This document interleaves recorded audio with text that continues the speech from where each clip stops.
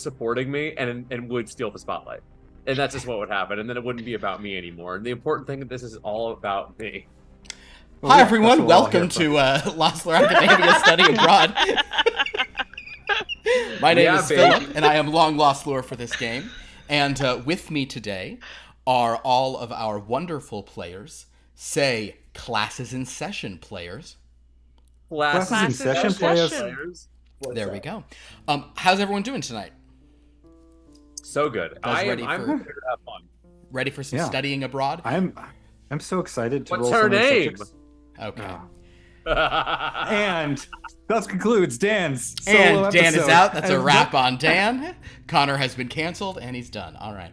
I suddenly realized I need to be. Yes, thank you, Sophia, for doing all the background on that picture that everyone else is using. Yeah. I don't need that because you're gonna see me in motion. I think you should just hold that face throughout the.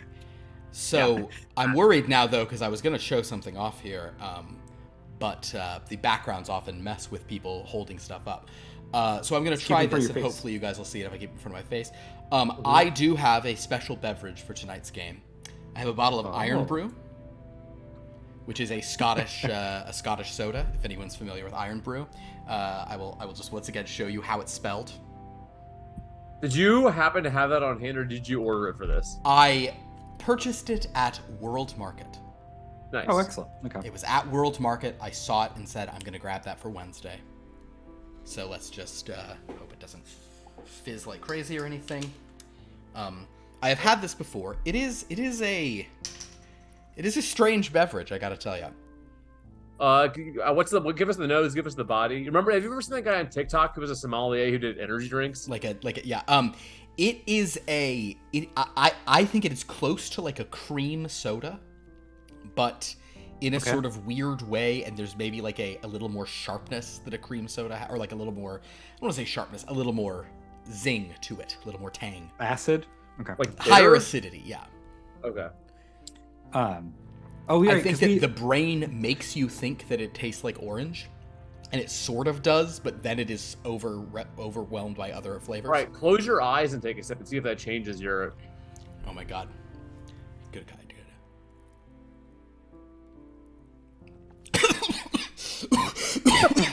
dude. I'm sorry, I can't swallow with my eyes closed. I forgot.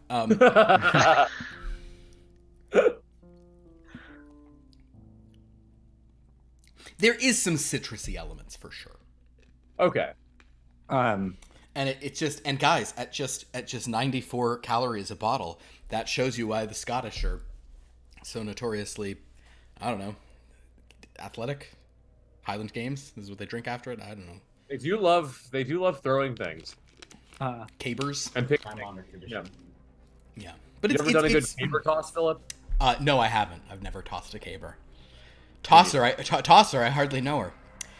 Caber, I hardly know her. All right. So anyway, everyone, joining me tonight, I will introduce everyone to the specific lineup. These are all familiar faces to our group. We of course have Dan, who is here to be Connor Draper. I'm sorry if you were about to say something to your adoring TikTok crowd. No. I was just saying hello to them. But hi to everyone here. But yes, Dan is here. This is our only sort of returning character. Connor is a fan favorite. From Lost Academia, and he was given an opportunity by Professor Davies at the end of last season, and people might be worried about him because maybe people are aware of how Dan really can't make it on Mondays anymore. So is this a swan song for Connor? I don't know. We'll see. Joining Connor, however, we have some of our, or joining Dan rather, we have some of our favorites here who some people you see all the time, some you see less regularly, but Jeremy has jumped in. He will be playing Declan Quinn. Pierce is here as Patrick Tiberius Mayo. Nobody look into that name too deeply. Don't worry about it. And we have Fractal here. And Fractal, this may be, if I'm not incorrect, is this the first time you are appearing as not Teleportia in a game? This is true, yes. So there you go, breaking some ground as Peigi. Monumental. Monumental thing. We have Peigi here. Declan, Patrick, and Peigi are students at Lennox Caledonian University in Scotland. This is where Connor has traveled for his study abroad with Professor Arthur Davies, who offered him this sort of opportunity based on, I think he noticed that Connor had a certain aptitude. Well, I'm not even going to say aptitude. I think I will. Professor Davies is happy with the aptitude of all the students. He is impressed with Callie, with Frankie. He's impressed with even Nova and DJ3, who are sort of have alternative sort of takes on things. And he was impressed with. Actually, he doesn't even remember Medina. So, but with those 5, he appreciates what they bring to it. But I think that he has felt that Connor has always been a little bit more... Connor is focusing on the goal in a way that those other students are not. And or on a goal that aligns with Professor Davies' own goals, which are... And of course there was some retcons going on using the Tome of Tales. We don't have to get into all of that, but the current iteration of Professor Arthur Davies is he wants the knowledge, he wants the students to sort of test the boundaries, he wants them to continue gaining things. And there may have been a version, for example, of Connor's Connor attempted something over spring break. Connor attempted to stay in the Purple Realms the whole time.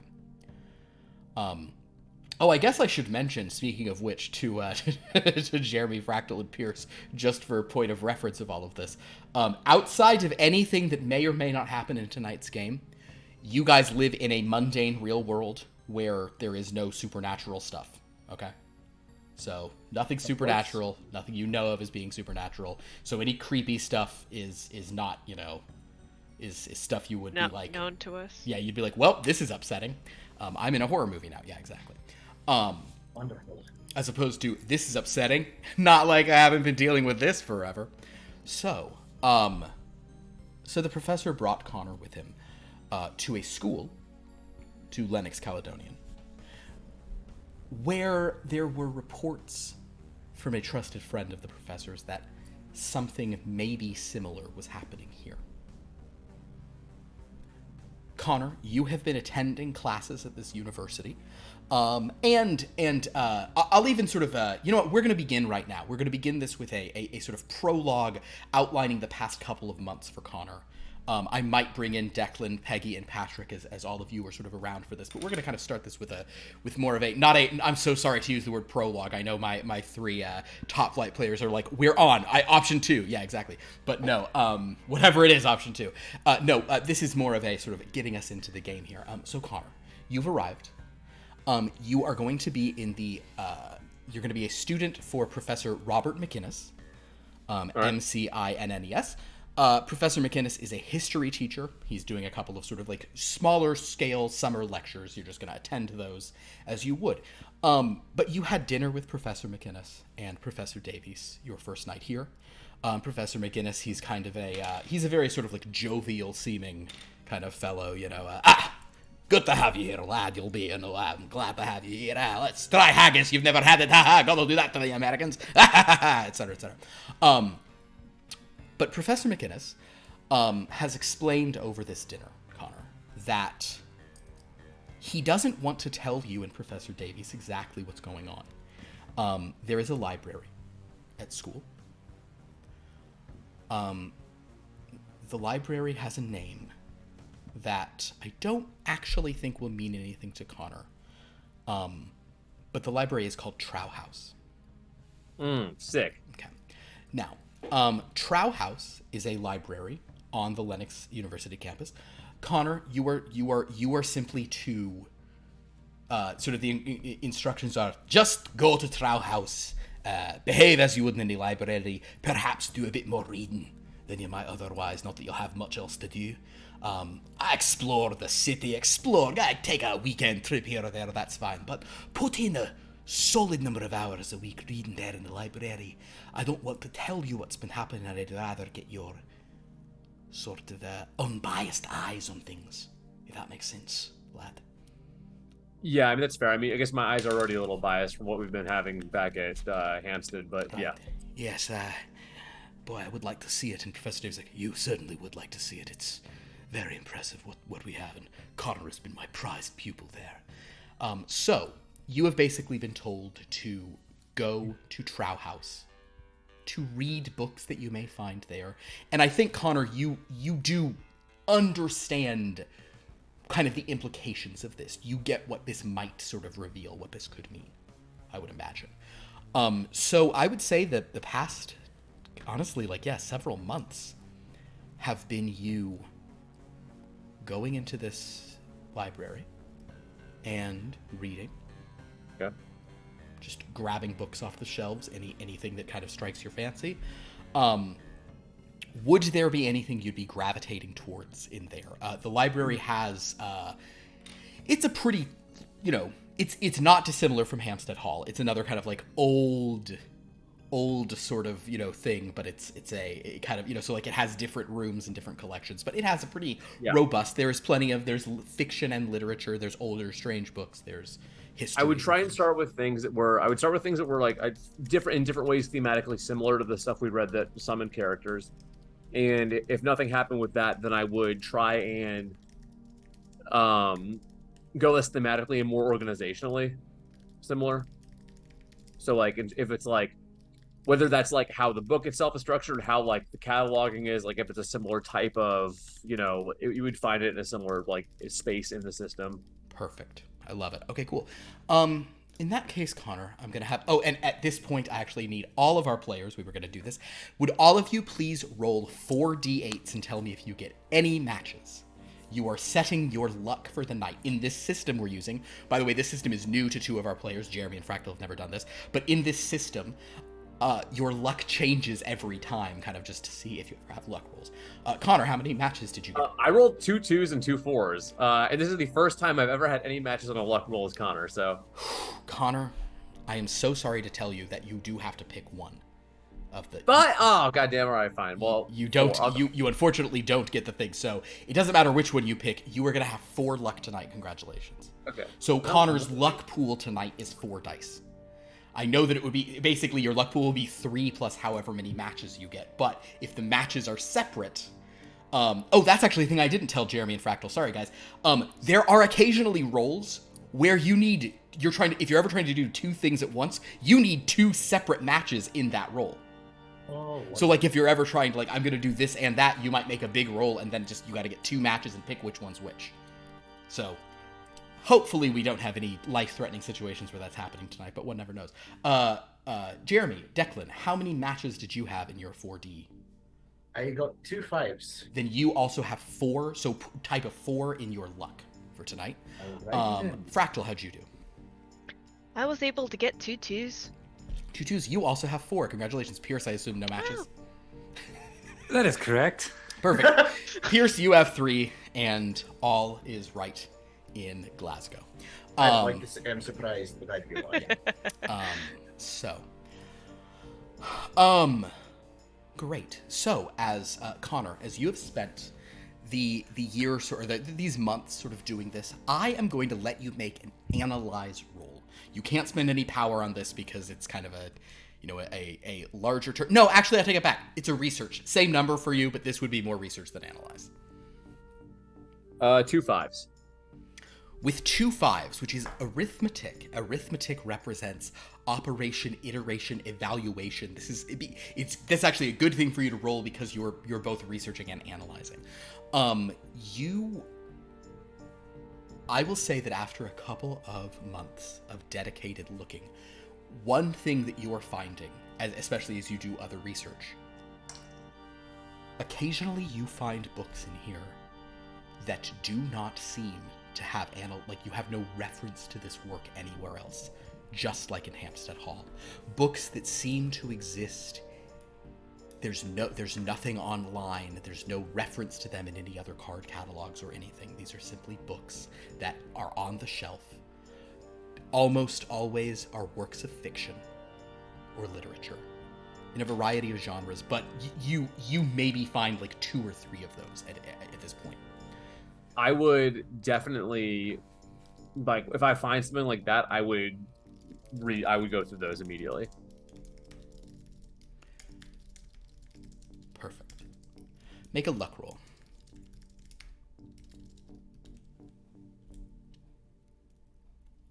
No matches. You haven't really. You're certainly not having any of those experiences that you have at Hampstead Hall with these books. Okay. You're not kind of coming up. You're not generating lore and then being able to sort of like transcribe pages. But what you do have, and Connor, I'd like, and everybody will be bringing everyone else in. So sorry, just hold with me, friends. Connor,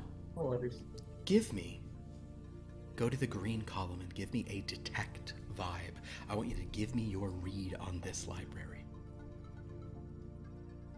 2 8s. 2 8s. Oh, and that was the magic thing for this one in particular. 8s are all about 8 is philosophy, and I guess I'll mention this just as a thing. We haven't talked about this in forever. The 8 different sort of like subjects on the subject dice are the 8 classical. I guess it's technically the 7 classical liberal arts and philosophy. So they sort of represent kind of things sort of like old books, and there's pictures for the players that they have on screen of what these all represent. 8 is philosophy, which is knowledge and secrets, values, nature, history, the past, suppositions. Secrets is especially good. Connor, your vibe of this library, however, is creepy. This library, it's always creaking. You hear footsteps. Occasionally you'll get out of your tall-backed armchair and walk into the next room, and there is no one in it. On one occasion, I mean, there are other students, perhaps the one had just left, but there are a lot of kind of things that really do make the hair on the back of your neck stand up. On one occasion, Connor, you were studying one of the books in question, one of the special ones that doesn't seem to exist outside the library. It was a story of a boxer, not that boxer. So like a boxer who was like just like kind of like a old-fashioned sort of, you know, like fisticuffs kind of person. And you heard an odd creaking from the room next door, and you went into it. And there's a rocking chair in that room. And as you walked in, the rocking chair was just... It stopped. Now, perhaps someone had been in there and had just gotten up and walked out, and it rocked back and forth for a while, but you didn't recall hearing any footsteps, and you think they would have passed you had they moved out. But something about this place is kind of upsetting.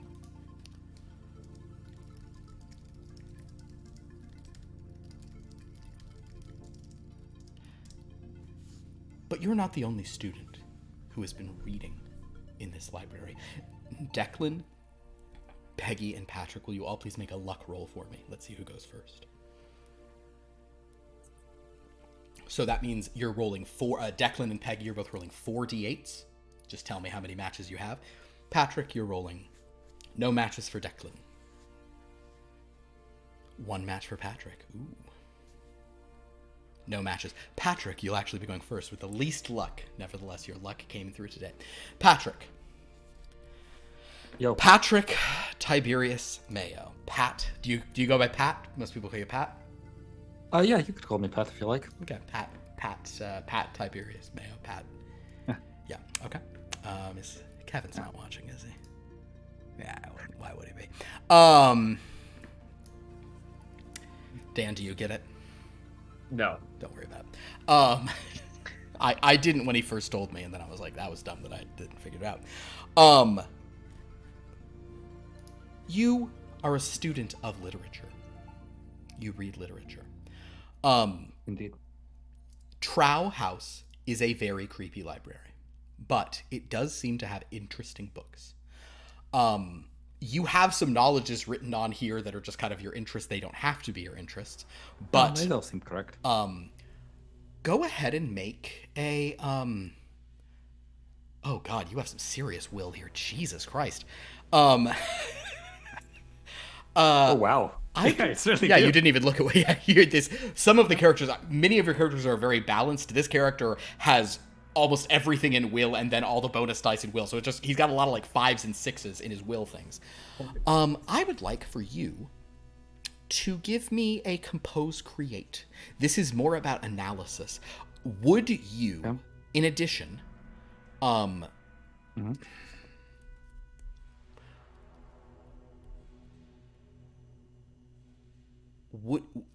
Would you like to?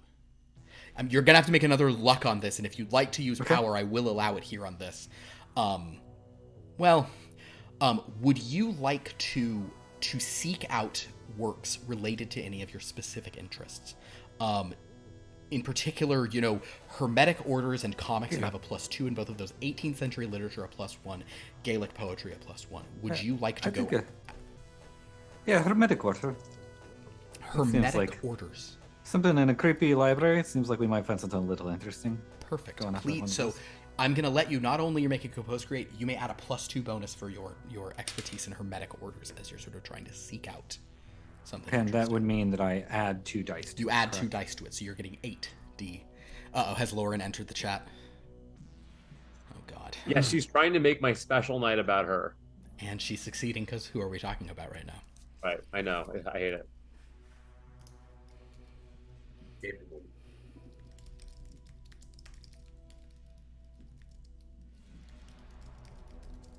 Okay.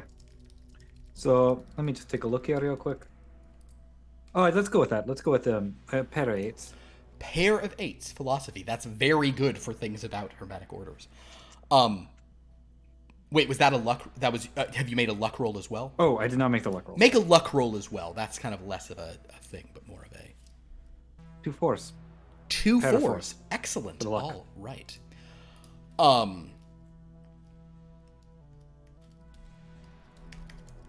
Jeremy, some stuff's about to get some stuff is going to get some stuff's about to get kind of interesting for you. I haven't even been introduced yet. No, just you might That catch would be certain. Jeremy hasn't been on a stream in so long. You invite him on, you tell him the whole new system, kill me and you instantly. kill him before he's introduced. Honestly, I wouldn't want to be welcomed back in any other way. You find a book. It is interesting because it is sort of it is like a novel, but it also seems to be like a guidebook or a grimoire. You've never heard of anything like it. It is called... Sorry, go ahead. I was gonna ask what the title is. But...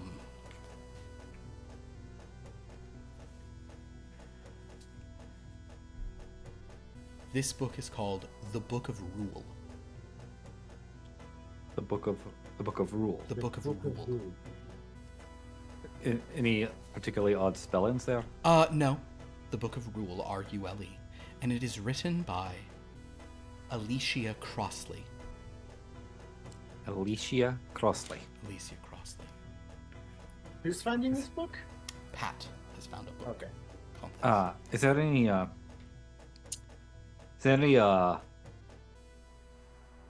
is that name ring any bells for me?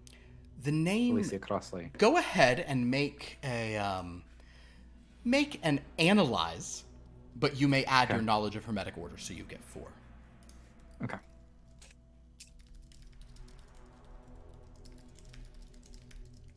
No matches.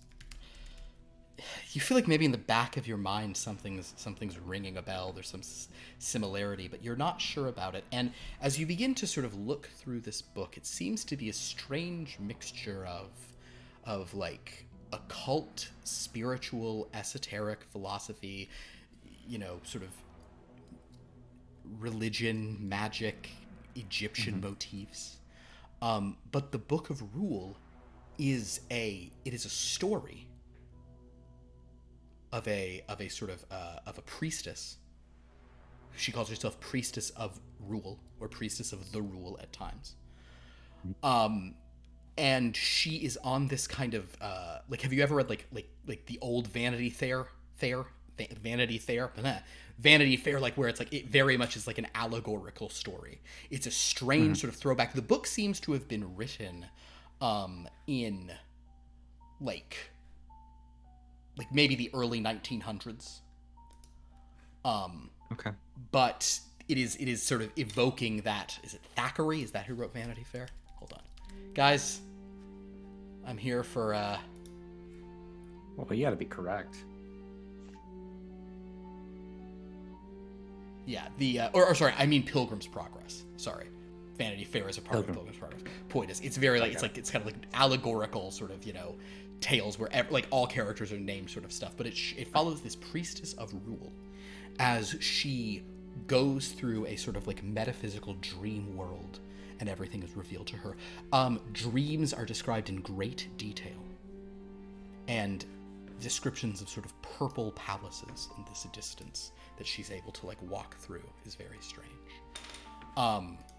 Very striking. But what is most striking about it is that one night, Pat, as you're reading the book, you hear a voice whispering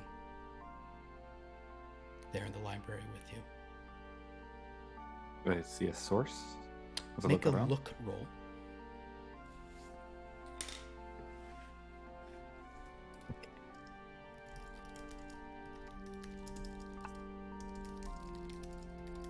No matches.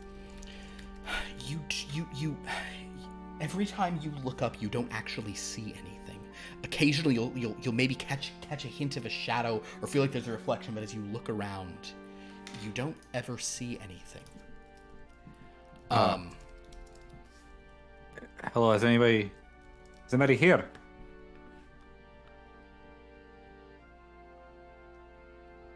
Nothing replies. But the place is probably just a draft. The place is eerie. But then one night, as you're sort of reading through this, never seen anything, but one night as you're reading through it, you hear as if someone is right next to you, whispering in your ear, right after you've sort of read this revelatory moment from the book.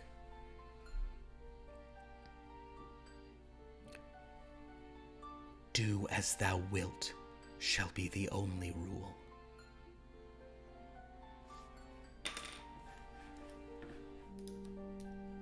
Do I see anything when I look over? This is right next to me, right?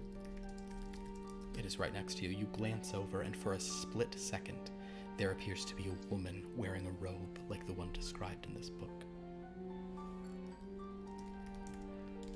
But then... Do as thou wilt shall be the only rule. And that is in this book. You know that those words are here, but that is what you witness. However, can Peigi and Declan please give to me some luck rolls, some sweet, sweet luck? I'd love to. No matches. 2 8s. 2 8s. Peigi, you're up next. Peigi, Oh. you have also been sort of coming to this library to read various matters. Now, Peigi, I should have also allowed, I guess, Pierce, if you'd like to give us a description of Pat, you can before we go to Peigi. I should have let you guys introduce yourselves a bit, say what your majors are, some of that stuff. I'm sorry. So yes, please mention who you our are. degrees. Yeah, what it is. Oh, sure. Sorry, your major. Sorry, they don't say major. What you're reading for a degree in. Recursive studies. Mm-hmm. So Patrick is pursuing a degree in literature. He's got sort of like wavy blonde locks. As you might expect, he's white. But it's Fractal. and he's probably about average height. Okay. Nothing too particularly remarkable at him. But he's just just a really nice guy. There you go. God, I wish Kevin were here. Perfect. Peigi, what can you describe Peigi to us? What it is Peigi's studying? Any details of Peigi you'd like to let us know? Well, oh god. It sounds great. You're doing great. Okay. No one has to do accents, but all your accents are delightful. But we are gosh darn going to try. Go for it.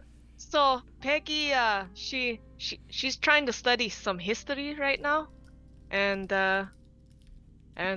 yeah, she gets very nervous at times.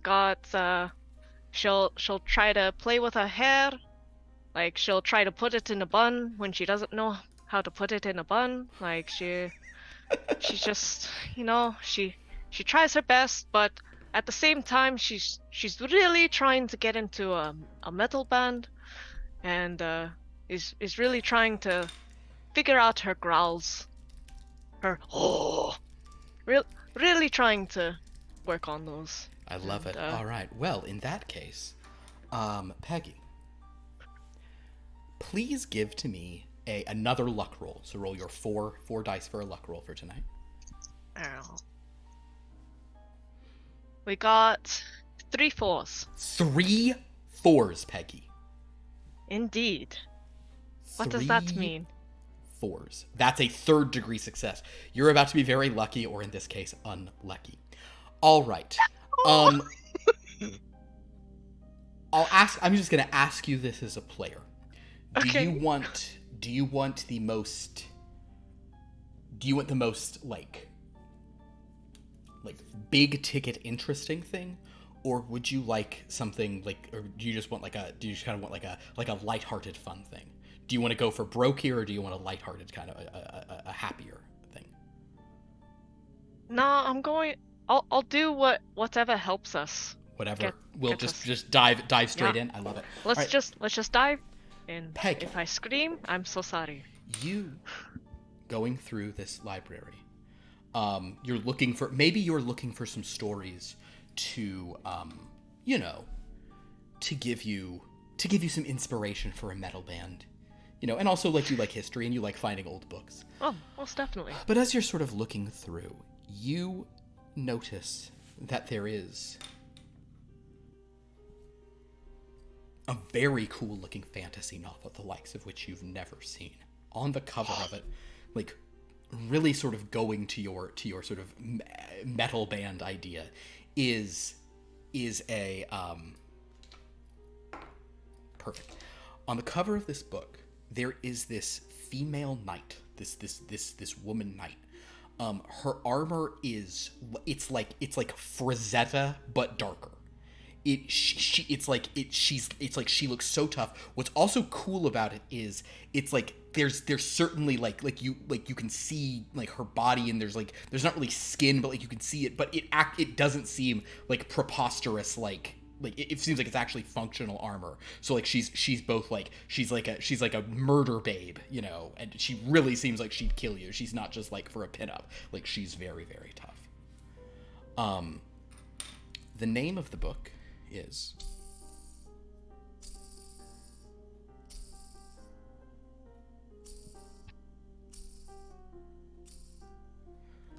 Ubikas. Ubikass.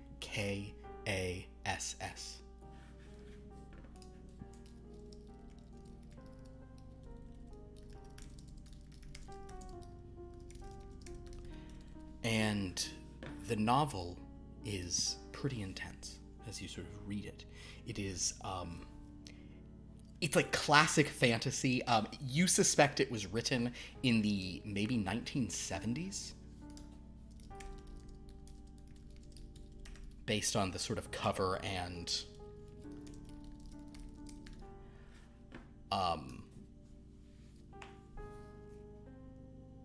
just based on both the way it's written, but also like the design of it. It feels like a real like intense sort of underground 70s thing. It feels like classic fantasy, but also like I don't know. I'm just gonna it's like maybe like a touch of Michael Moorcock, somebody like doing like revisionist stuff for like updating Robert E. Howard kind of. It's like it's intense, but there is some edge. There is some like this is not exactly the same. Like it almost feels.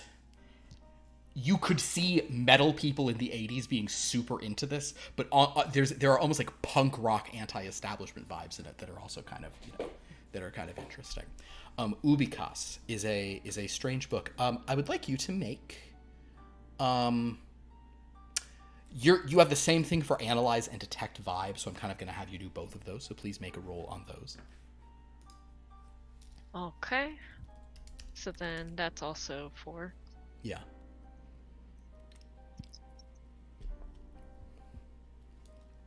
No matches. Understood.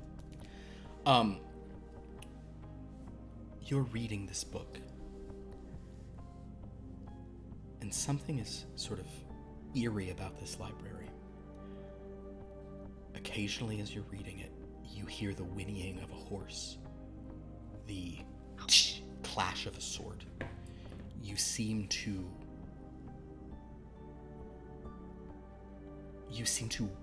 sense elements of it's like it's so vivid you can hear the story itself, the crackling of a fire. On one occasion, you even think you hear like the gurgling death rattle that's being described as Murder Babe is just like choking some kind of, like gross priest guy. Oh god. The book also has a lot of references to like devils. You believe Murder Babe, who obviously the character has a different name, you think that she has some connection to, like, she's made some deal with like some devil, and that's how she's sort of doing the things she's doing. She's like a firebrand of the devil or something. But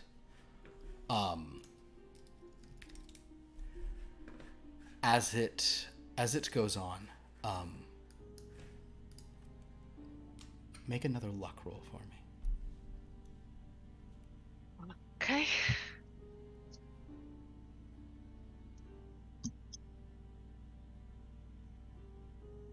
Oh.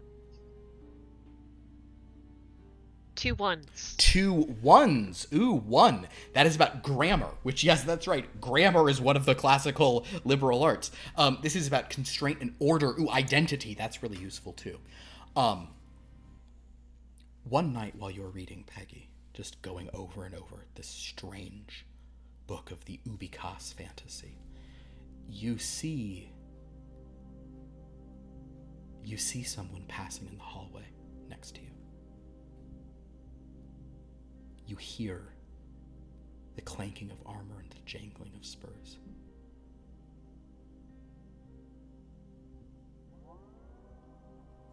And if you get up, do you get up from your chair? Let me like, I'll sit down a little bit until I hear it get closer, and then maybe try to peek out. If you're trying to are you trying to like creep over there? Are you trying to not be heard? Yes. Perfect. Go to your yellow coordination and make a sneak. Oh my god, why are you so good at sneaking? This character has 6 SD in sneak. I wasn't ready. I don't know why I made the history person have that, but okay, you've got it. Hey, history is some sneaky shit.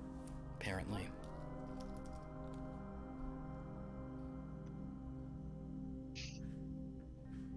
There is 2 3s. 2 3s. Oh my god, yes. You creep without a sound. And as you get to this sort of like doorway looking out in the hall, you sort of see, having just passed by, there does appear to be a woman in intense armor, radiating menace as she walks down the hallway.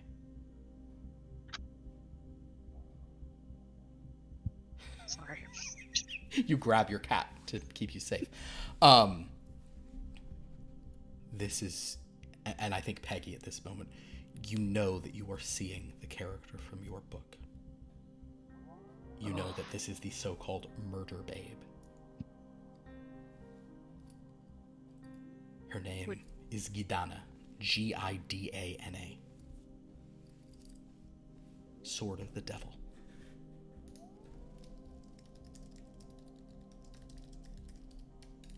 Okay. But would she want to kill me, though? Am I... It's a reasonable question.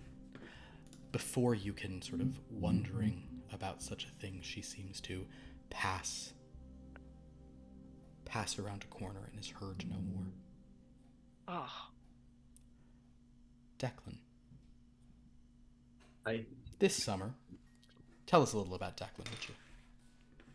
Oh, my name is Declan Quinn. I'm studying physics with a focus on astrophysics. I'm specifically interested in singularities and the way that time and space work beyond the singularity of a black hole.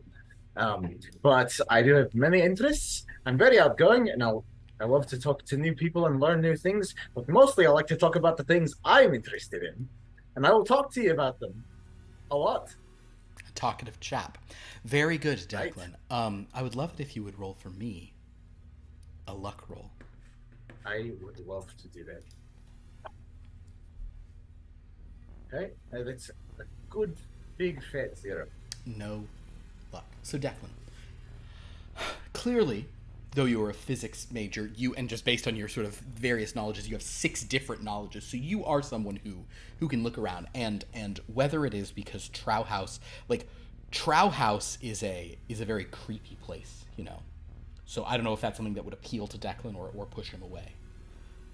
I mean, I'm sure he's been dared by friends to go in here alone at night before, or Fair something enough. like that. Sure. Then, if you've been sort of dared to come here and read every once in a while, you've found various books in this place that kind of appeal to you, intrigue you. One night, you were reading I'm gonna look at your interest real quick and see if any of these would have. Oh, perfect. Am I going to see like a giant bonsai tree or something like that? No, not exactly. Yes, one of his interests is bonsai trees, as a shout out to Zane's swords. But Declan, one of the books you pull out is probably not exactly your genre, but you were intrigued by sort of the title of it. It is called the actually, wait. I'm going to do an evens odds on this. Okay. And then I'm going to do... Perfect. Declan. There is a book called The Princess Under the Sea. Probably not your area of interest. However, Declan, please give me an analyze with +1 for sea life. All right, I can do that. So that's 5 baseline +1. 5 baseline +1. So yes, you will get a total. Yeah.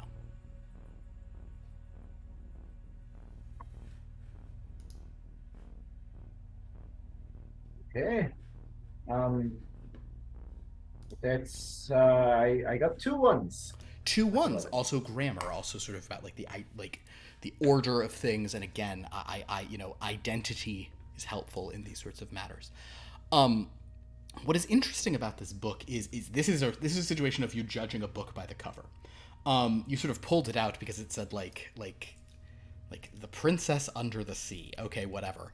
But it looked sort of old and like the font was interesting. But when you pulled it out, the cover of this book features fascinatingly detailed, presumably from like a wood carving that's been embossed into the cover, drawings of strange sea creatures. Like creatures that you're like, oh my god, like this is an old book. You suspect this book may be from the 1800s. And the creatures in this book are obscure, and for the level of detail to be here is bizarre.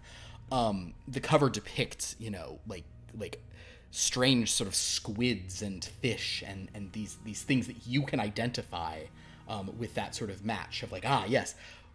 They're all around a fairy girl. She has wings, but she's under the water and she's just talking to them all. She's some kind of fairy princess. And as you continue perusing this book, the interior illustrations are even more specific. And with the analysis that you've rolled with your second degree success, you're not sure about this, but you suspect that if this book's date of publication is correct, no one should have even known some of these sea creatures existed yet, let alone have such accurate depictions of them. So it's like the date of publication is pre-1800s? It's in the book was published in the 1800s. Oh, but the sea creatures weren't discovered until much later. The sea creatures, or if they were known, there shouldn't have been such accurate depictions of them in this way. Yeah, it seems it tickles your funny bone.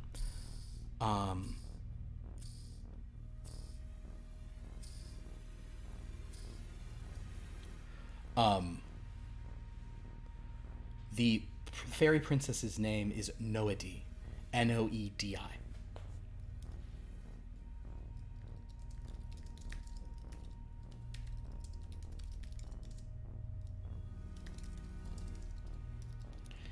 And at one point, while reading this book, Declan, you hear a sort of strange tinkling sound. And like a burbling under the waves. It's very odd.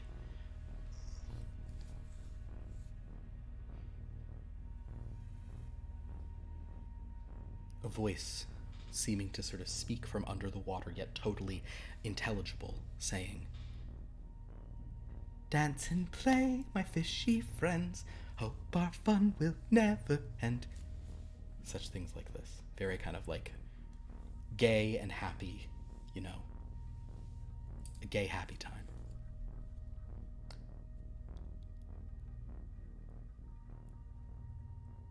Give me another luck roll, Declan. It's 3 7s. 3 7s, a 3rd degree 7? Right. Oh boy, that's astronomy. Oh, patterns, repetition, divination, cosmos, vision, reflection, also agriculture. Okay, we're going with agriculture on this one. No, Declan, as you sort of read about this, you hear, like, it sounds like a hummingbird. And you look up and you swear, maybe you got some really awesome drugs this week, but you swear that in the room with you, she's about like 2.5 to 3 feet tall. There is a straight up fairy with wings on her back, fluttering around. Her skin is sort of her skin is like seafoam green. And she is singing a song about "Dance with me on the anemone." And she sort of flutters out of the room. The fuck is in this coffee? Do you go after her,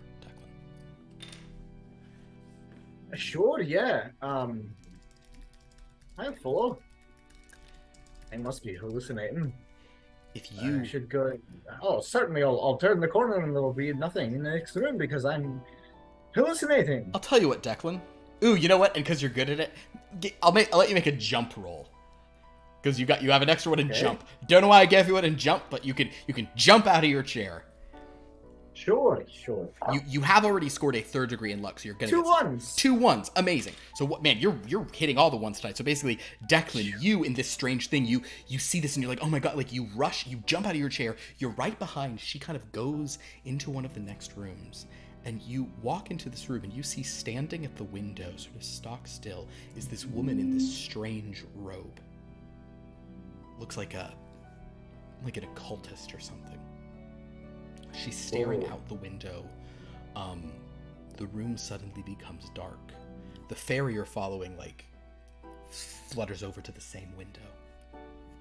And the woman in the sort of robe turns to the fairy, not to you.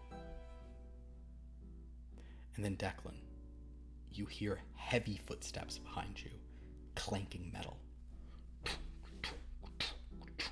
The jangling of spurs.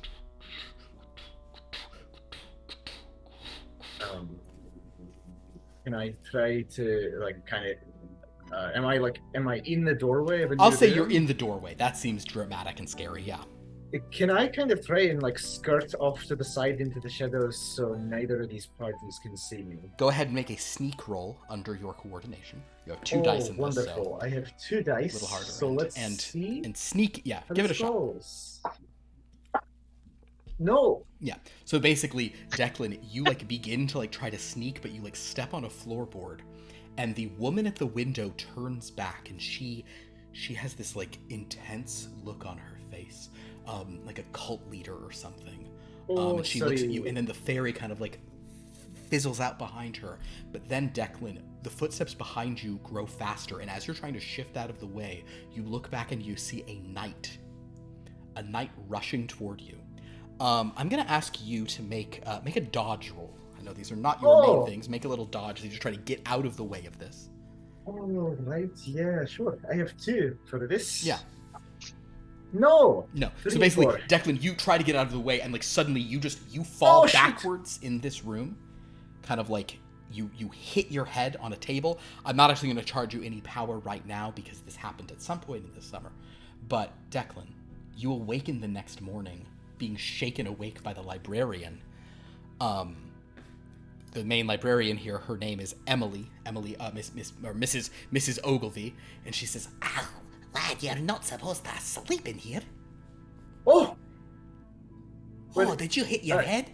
I keep telling you, if you want to drink, go to the pub. I don't think I was drinking anything in here.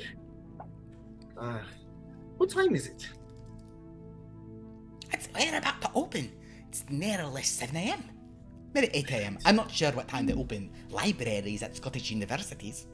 But I feel it's like you 15 should know minutes that. before It's that. your job to know that. Well, you work here. I know, but it's not coming to me right now. Right. Fine, we'll say it's 7:45. I can sympathize. Yeah.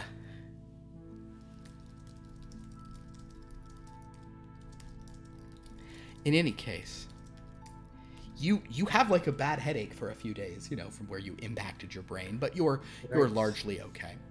Any concussions or just no concussions. But at this point, with our sort of prologue over, and apologies again for this, but kind of just we needed to get some setup here, and it's a one shot. It's how we go. It is now sort of late August. Connor, you've been studying for a long time, and though the library has seemed creepy up to this point, you have yet to experience anything like you experienced in Hampstead Hall, here in Trow House. But one night, you were asked to sort of come to the library by Professor McInnes. He says, lad, come around. We're gonna discuss something with everyone. It's time we perhaps compare some notes, if you understand. And he sort of brings you. Professor Davies sort of shows up. Professor Davies has also been in Trow House. You've seen him, and in fact, when you come into the room in Trow House where this is happening, you see that the librarian Emily Ogilvy is here. You've seen her several times, Connor. Professor McInnes is here, as well as Professor Davies, who has communicated with you throughout this process. He has seemed... Actually, give me a read person roll, Connor, on Professor Davis. No matches. He's hard to read. You're not sure if he's...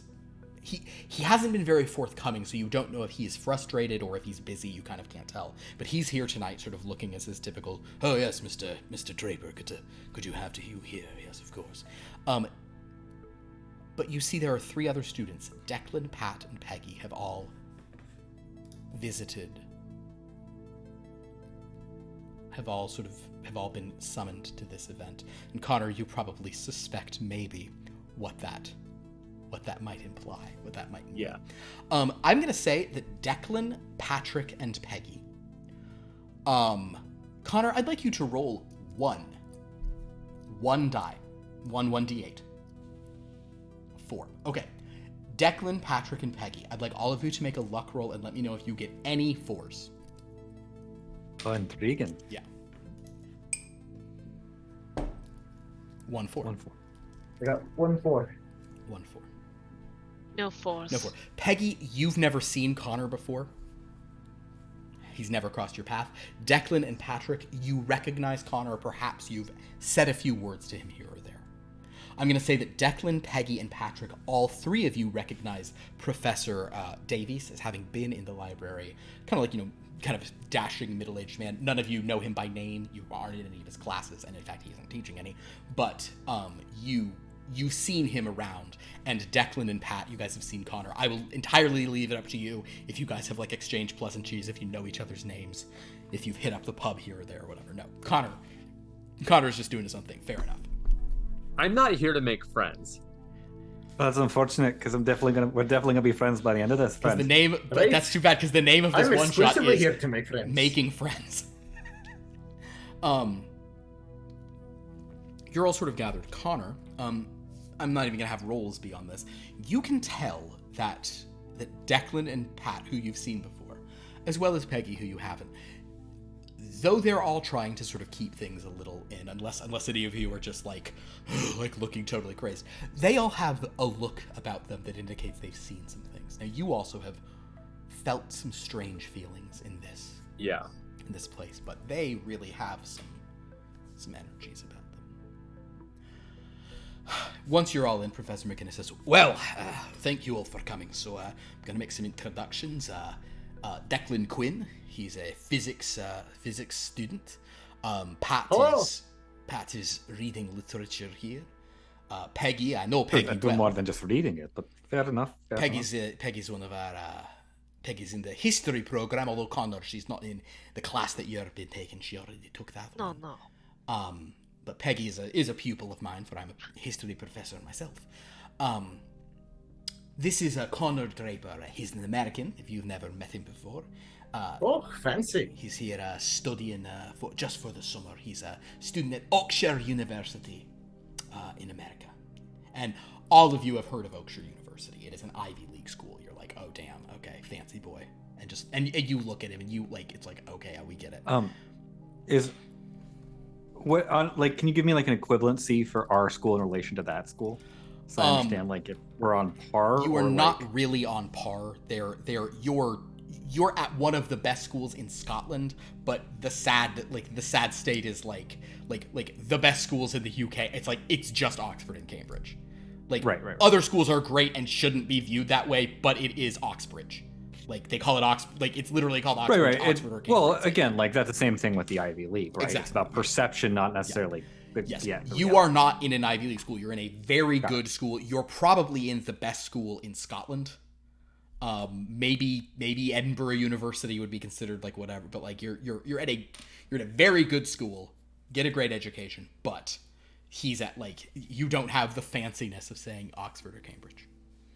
I'll walk over to Connor oh, Connor, it's wonderful to meet you. I'm glad you could descend from your ivory tower just for a few months to come visit us in Scotland. Yeah, I'm Declan. Nice to meet you. Hey, Connor. Seen you around a bit. Pleasure to meet you. Yeah, you too. I hope you're making yourself comfortable. Can I get you anything? Would you like some tea? I'm good, thank you. Anyone want some tea? Well, I would like some tea. I wouldn't mind a cup. I wouldn't mind a cup if you're all right. brewing. Yeah, I'll put the kettle on. Perfect. So, Mr. Draper is actually here for a reason. Declan, may I call you Declan? And I know I can call Peigi Peigi. Of course you may. Because Peigi never gives it. I mean, I know her last name because I grade all her papers, but she just says, no, I'm not Miss This, I'm Peigi, so I call her Peigi. But Patrick and Declan and Peigi and Connor. Declan and Peigi and Patrick, I don't want to sort of speak too familiar with you, but it has come to my attention that each of you have had experiences in this library. You might have seen things that are a bit strange. If anyone has not, and if that's wrong, please let me know now, and you don't need to waste any more time here. But could you define strange? Lots of strange things happen all the time. True, but Scotland, after all. Right. That's fair. It's like we invented strange. Professor Davy sort of leans forward and says, have any of you had particularly vivid experiences with reading in this library? Right. Yes, you could say that. Are you talking about babes? Babes? Babes? What babes? What do you mean, lass? Babes? I definitely saw some. You would probably find her very attractive, and she was definitely very menacing after reading her, and I'm not. But are you sure you didn't just meet a cosplayer? I don't know how a cosplayer with armor could just vanish like that. I mean, some of the effects of his costumes are crazy, but I being get said, your drift. Declan, when she describes a woman in armor, that makes the back of your head throb because you saw such a person, and you turned was back. The person and, like, in armor also very attractive? I'll tell you what. I want you to make because you're kind of. This is thinking back. By the way, at this point, my friends, use all the power you'd like. We are in active gaming now, so go ahead and use power if you want to. I'm gonna have you roll a detect vibe retroactively. So you only have 2 dice. You may use power to give yourself more. You can also use it after the fact to reroll. Alright, I will just roll the 2. Sure. No. You don't know about the babe part? No. Okay, sorry. It was in the shadow of the dice box. You're not sure about the babe part, but you definitely know about the armor part. There was a woman in armor coming. I have met a woman in armor. You Didn't get good enough to look to see if I were attracted to her, but she was there. Davies kind of gives Connor like a pretty like intense look of like, he says, Connor, I have you seen anything in the library, lad? I haven't seen anything directly, but I've definitely had, we'll call them weird experiences, yeah. Interesting, I see. But your own reading hasn't sort of conjured up any of these characters, as it were. No. I see. Cards on the table, students. Tell us about what book you were reading and what led to and what it is you saw out of it, because we've had some reports of sightings of things in this library, of some figures who don't seem to be belonging here. Peigi, you say that you saw a babe in armor. Yeah, I most definitely saw a armored babe. She definitely seemed to have, the more that I was reading about devils and how she made contact with them. I don't know. I don't remember how. Professor Davies, sort of the American, says, what is the book? What book did you read? Oh, Ubakas? Do you have it with you? Do I have it with me? I'm gonna leave that up to you. Would you guys have been like continuing to check these books out, or did you just leave them on the shelves? I would have, because it was was definitely metal inspired. Then Peigi, you can pull the book out, and he sort of looks at it and kind of he gestures Connor to come over and look at the book. And yeah, I'll go take a look at it as well. You see what had been described earlier, a very kind of like intense Frazetta cover of this like now that you see the picture, the idea that she's called Murder Babe, you're like, okay, I guess I get what Peggy's saying. Declan, interestingly for you, is the armor does feel familiar. It does seem to be what you caught half a glimpse of before you fell back in fear. Right. Yeah, that does ring a bit of a bell, if I do say so myself. You saw her too? I believe so. For a few seconds before I hit my head on the side of a shelf. Are you okay? And now I am. Alright, fucking headache they gave me for a few days, but nothing serious. Okay. Probably should have gotten checked out for post-concussion symptoms. That's very thoughtful of you, Connor. Right? I appreciate the thought. Looking at this book, like, does this bear any resemblance to any books that I've seen in Hampstead Hall? Excellent question. Connor. Yes. Make an analyze roll. And because of your hard studying at Hampstead Hall, I'm going to give you 2 bonus dice on this. Ooh, what a 2 little knowledge treat. dice. What a little treat for me. Wow. That's 2 1s, 2 3s, and 2 6s. Okay, so he has multiple matches. Which would you like? In this case, you were only trying to do one thing, but I might give you some extra texture. So which would you like for the primary question of what is in Hampstead Hall? I think the threes, because like logic, truth, Love conclusion, it. Excellent. Good call. Connor, analysis. you look this over, and though, some of those people reading those books about here be dragons, and others were reading books about blood from a stone, which might have fantasy things, the vibe of this is decidedly different. This is a different element. I'm going to say one of your other successes, we'll say the texture of it doesn't specifically matter. We'll simply say that you are confident that you are looking at a new setting. Okay. This is not one of the settings in Hampstead Hall. This is somewhere else. Okay.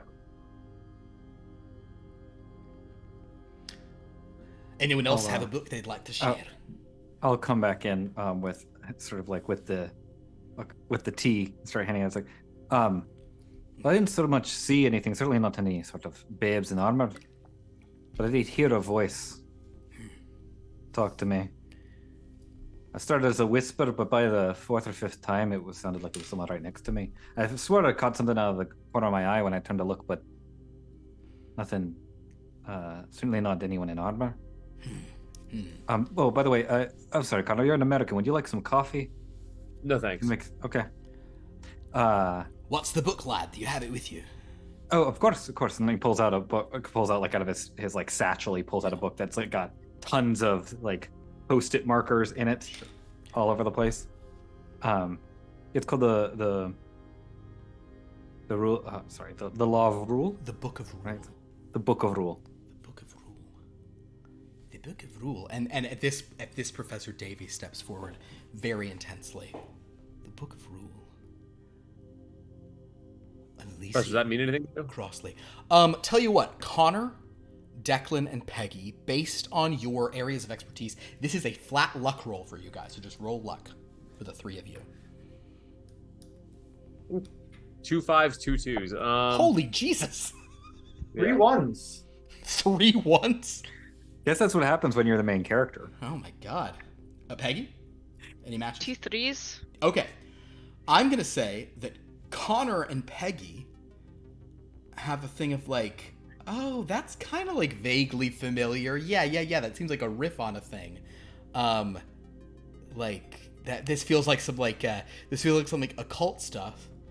Both of you come up with the name Aleister Crowley in your names. But like Aleister Crowley. Oh, it's like Alicia Crossley, Aleister Crowley. Like that's a weird riff. That's what I thought. Declan, you're like, oh yeah, like Declan, you're like, oh, it's like a riff on Aleister Crowley's Book of the Law, the Thelema sort of, like the Thelema. Right. Like, yeah. Did you find any phrases like "do it, Al will shall be the whole of the law" or something like that inside? Actually, that I didn't necessarily find that phrase, but I did have it sort of whispered into my ear. Yeah, by Owen's voice. Well, isn't that? She said, "Do as that will be the only rule." Oh, it seems like a bit of a bastardization, but it seems like the point got across. It seems another riff on. Yes, Connor, we've experienced things like this Yeah. as well. Declan, however, when you sort of when Patrick holds up this book, the sort of simple line art on the front, the symbol that you see, was on the woman wearing the robe at the window the night you fell. Can I see that cover for a second? Oh, sure, absolutely. You see, the night I was having my experience, we should call it, there was a woman with a robe staring out the window, and there was this symbol. Oh, now that you embroidered mention in it, the robe. now that you mentioned that, Declan, thanks for jogging my memory. When the figure that I thought I caught out of the side of my eye that was whispering in my ear, she was also wearing a robe. Did she also have an upsettingly serious expression on her face? Didn't quite get that that's good of a look over her face. Oh, So, consider like yourself a- lucky. It was right fucking terrifying. No, I'm sorry you went through that. I don't doubt it, lad. So, Me so too. did you also see a character from a book you were reading here? Yes, I mean, it's been a while, but I think the book was called something like The Princess Under the Sea. The cover had some old-timey sea creatures surrounding a ferry girl, but the weirdest thing was that the publication date was in the 1800s, but the visualizations of the sea creatures didn't match up chronologically with what creatures have been discovered. You see, I'm a bit of a buff of underwater creatures, and a lot of the things that were illustrated. He like he said, Professor Davies will cut him off and say, "Do you have the book with you, young man?" Oh fuck no! I almost killed myself last time I looked at that thing. I haven't touched it since. But you've seen a character from this book appear before you. Oh right, the fairy in the center of the cover, kind of pranced around and whispered in my ear, "Oh, come and dance with me," something of the like, general fairy folk kind of stuff. I followed her into the next room, and I saw the lady with the robe, and then some crazy broad in armor came charging at me from behind, and as I tried to get out of the way, I slipped and hit my head on the bookshelf, and that's all I remember. All right. I think it would be good if we could find that book. It would be good for Connor to look it over. Connor, you see, has some experience with what you're doing, although it appears that it What are we doing? Reading. I hope so. Connor, what do you think? What do you make of this so far? I mean, this is kind of like a lesser version of what we've been doing. I don't know if maybe there's not an actual tome of tales here, or if the connection here is weaker, or maybe just... Has anyone looked around for a hidden elevator here? Has anyone seen any hidden rooms here in the library? Hidden rooms? No. I spent a fair bit of time there. Although, to be fair, I wasn't looking for hidden rooms. Which probably allows them to stay more hidden. The room I found wasn't hidden, right? It was not hidden. I'm actually going to make a quick luck roll myself. Hold on.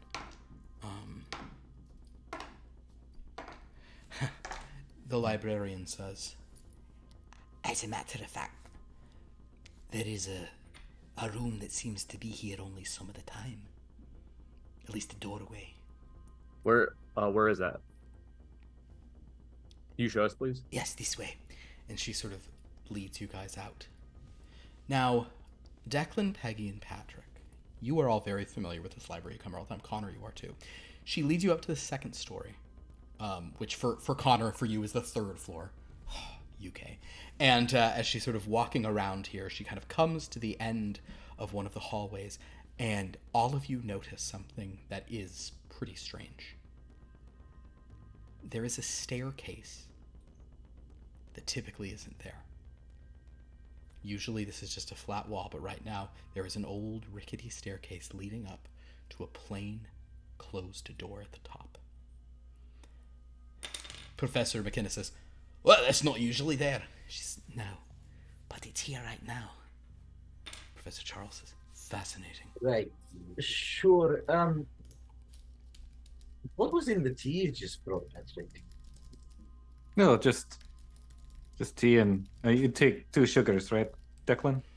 Right, yeah, but Just as all of your normal preferences for the tea. you've never seen this staircase before, right? We've both been in the We're all library. No, this is pretty. Secrets, right? This is pretty remarkable. Right. Yeah. Well, if you want to see what's up top, then come with me. I'll just start walking up the staircase. Wait. We just saw some sort of staircase just apparated in the center of a library filled with spooky shite. And the first thing you want to do is walk up the staircase. That's that American initiative. Well, we're not going down an elevator, so might as well go up a staircase. No wonder you people have shorter lifespans. Declan, I'm also going to say, because you have 4 SD in Listen, as you're sort of having this, Declan alone hears some footsteps up above behind that door. You'll hear that. Hear what? Footsteps. I think Connor's walking up the stairs. Yeah, he's No, he's from going up. behind the door, you shites. Everyone else, please make a listen roll. Actually, Declan, you can do a listen roll as well if you want to listen more carefully. Nope. Hey, So eights. close. Pair of twos. There we on my go. 2 dice. Hey, it's so good when it's 2 on 2. Declan, did you hear anything? 2 eights. Yeah, so Declan and Patrick, you guys definitively hear footsteps above. They are muffled, but they're definitely coming from that room. Oh, and 2 sevens, apparently. Ooh, I hey. missed that. Yeah. Which one do you want to use? Let's use philosophy. That's fine. Sure. Secrets. You hear secret footsteps. Otherwise, you would have heard agriculture footsteps. So, as agriculture is one of the things 7 represents. Is that Anyway, a bonsai tree so walking basically, around Connor's my just head? like, let's go up, and Declan, but everyone pauses for a moment and listens. And Declan and Patrick, you definitely hear footsteps above. There's definitely someone behind that door, so just be prepared. Does it I sound don't like think I'm gonna stop you. What'd you say, Connor? Does it sound like they're wearing armor? Neither of you could tell. No, it actually sounded a bit agricultural, if you ask me. Like you could heal the Yeah. soil? It's like a muddy footprint. Yeah. Right, yeah, like a very, very grounded person. Listen, this is not the most unusual thing I've seen. So let's just come with me. Is that supposed to make me feel better? Is it? I don't know how it's supposed to make you feel, but I'm just giving you information. You can do with that what you want. I'm gonna keep going up the stairs. Connor. Will you- we be safe with you? I don't know. Well, Okay. we've got to go. We can't let. He's a guest Thank you in for our your school. honesty. Honesty. Professor Dude, Davies. really? Professor Yeah. Davies sort of says from the bottom of the stairs, or kind of like he hasn't got up. He just says, "For whatever it's worth, when similar things have happened in Hampstead Hall at Oakshire University, none of the characters have ever harmed or even been able to harm a student. Tell that to my aching fucking head. Connor, Yeah. learn what you can." He kind of nods to you. Professor McInnes seems like he's going to go up, but I'll say Connor alone. The rest of you are probably too freaked out by this. He, unless any of you happen to have a read person at 4 dice or more. I definitely do. Patrick, you'll clock this as well. Like, Professor McGinnis seems to look like he wants to go up, but Professor Davis is like, no. And he kind of just is giving Connor a, like, handle this. Make a read person. You notice it, so you do it. So you may now do a Okay. read person roll. Sure.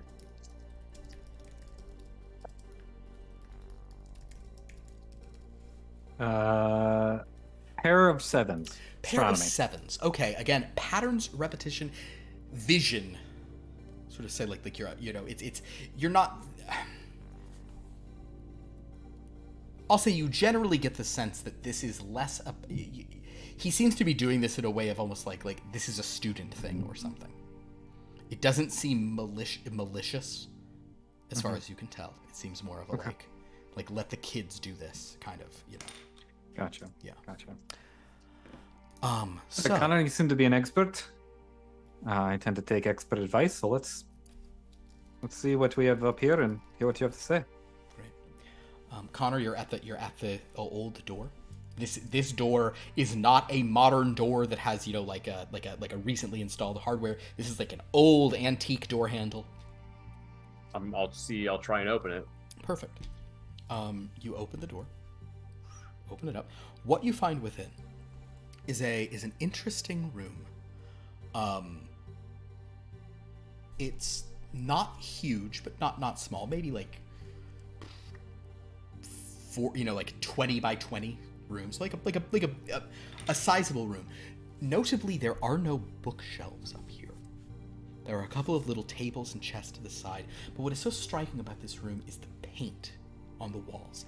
There is this beautiful, vivid blue sky with white clouds painted on the walls here. It's very kind of tranquil. Weirdly, it's not, in terms of like general color, it's not too dissimilar from what everyone but Connor currently has behind them, minus in the middle. But there's something kind of eerie up here. But standing in this room with her back to you is a robed figure. Declan and Pat, you recognize this person in one way or another. They are sort of standing at a window staring out. I immediately check behind me for any armored people running towards me. No armored people. Hello there. She turns around and says, "Oh, wonderful. You've all finally found your way to me. To here." Were you summoned? Was I summoned? Well, I'm here, so perhaps the rule has dictated that this is where I am to be. Something has willed me here. Yes. Come in, my dear ones. Come in. I'll like get out of the doorway and make room for everyone to come in. Are you, Alicia, what was the name? It was Alistair Crowley, but not really. Alicia Crossley. Alicia Crossley. Is this who I might be making acquaintance with? I do not know this person. I am the priestess of rule. I am the priestess of order and law, of covenant. There are deals made with great forces. Man can connect with gods and angels, and with devils and fairy things. Oh no, I've instantly seen a theme. A theme. Good. You have come to this hidden place, as I have come to you. This is a part of my pilgrimage to learn the rule, so that I may impart the rule and elevate the world. But the only rule is do as thou wilt. Aye. You are acquainted with the teachings. Good. Good. Is everyone in the room at this point? Yeah. Against my better judgment, yes. Yeah, so you're all in there. As you sort of are saying that and she's saying good, at this point, you guys feel like a little breeze. And then you all hear the door close behind you. Oh, for fuck's sake! To Declan, I'll just quickly say. So close to agricultural, but I guess they're more like monastic footprints, but they're basically like cousin footsteps. So Right. It's an excellent. It was an excellent observation. There could be agricultural fixtures in the monastery. That's also bad. I have a question. Is the entirety of every wall in this room is this like landscape? I believe there is like wainscoting at the bottom, but yes, the whole thing is painted with blue sky with white clouds. There are a few windows, and there are a few, like dressers and chests and kind of odd bric-a-brac in here. Okay. But there is only one door. Right. Well, it appears that you all have a journey to go on yourselves. Yes. A great journey. A choice you'll have to make. By all means, please. I do not feel angels here, but I feel the other things. Can you not smell the brimstone on the air? And at this point, all of you do have a... Actually, wait, does anybody have a high smell of this group? Smell. It's under your pink vitality. I don't know that any of you Three. I have 3. You have 3. Declan has 3. Okay.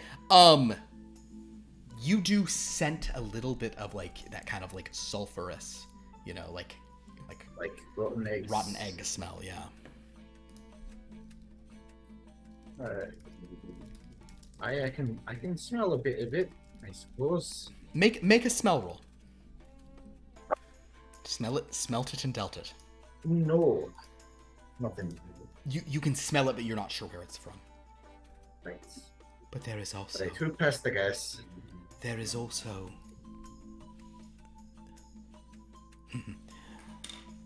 As above, so below. You have heard this term? Yeah.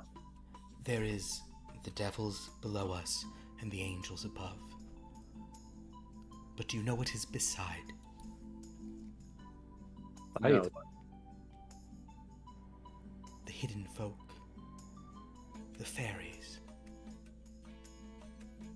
Neither Like, above or below, not with us, but near us.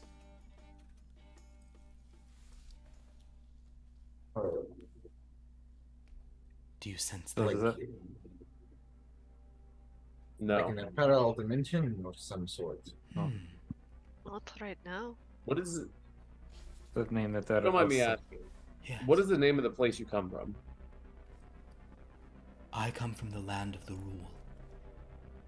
Right, and where is here exactly? 'Cause I do not know Are we where I still am. in the library?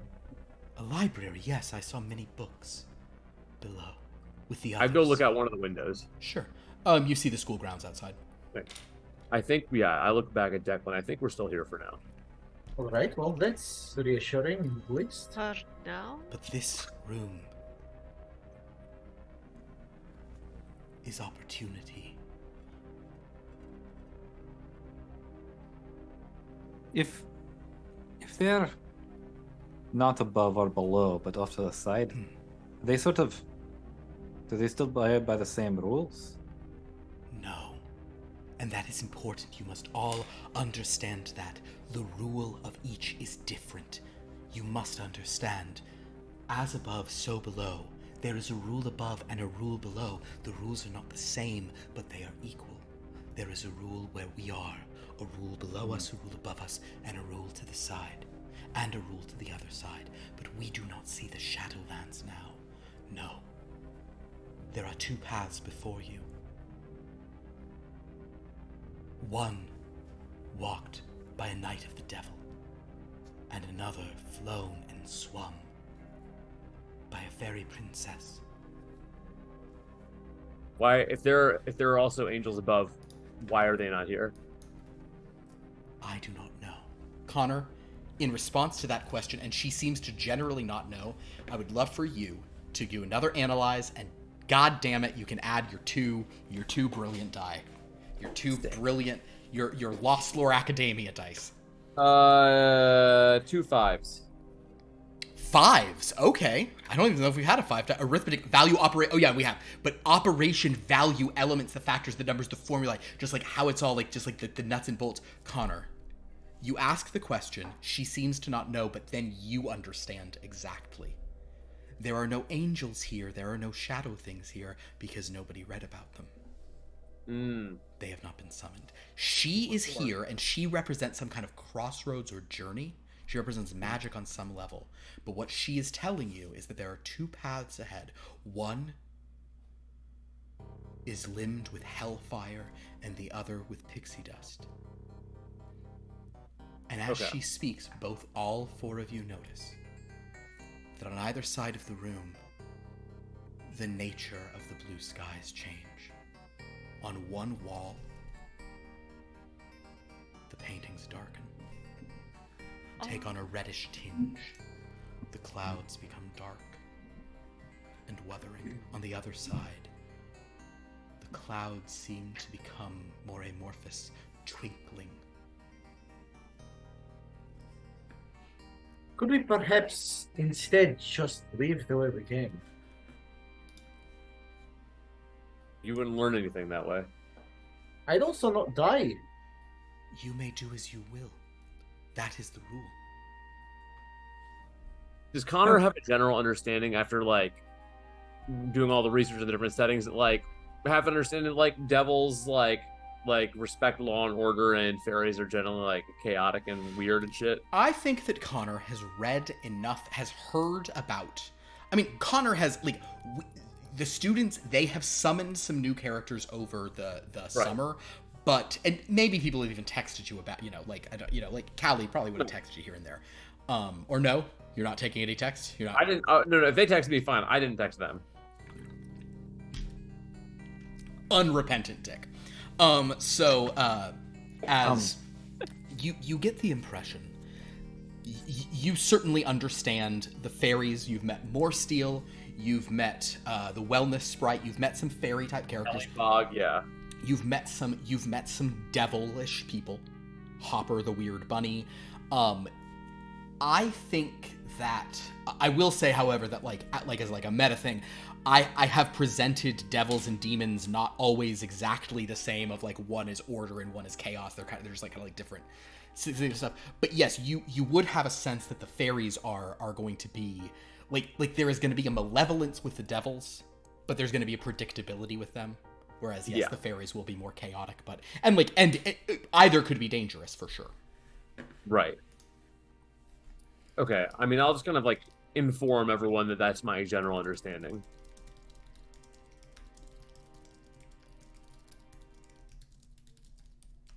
Okay. Connor, you seem to be taking this all in, I mean, not even in stride, like a duck to water. So if you could, like, I just get the sense, like, that you're some sort of expert. So maybe you could sort of enlighten the rest of us a little bit. Look, just so we're a little more in step with you. Look, I've seen things you people wouldn't believe. I don't know. I'm starting to believe a Right lot now, more than yeah, I thought I might. I'll believe anything at this point. I don't think you would. Listen. What we have it. I believe we have the potential to go somewhere from here. I don't know. I don't know exactly what that somewhere is going to look like. This is different than what I experienced back in school.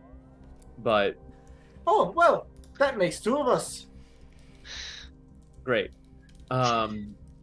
Great comment. It was very helpful.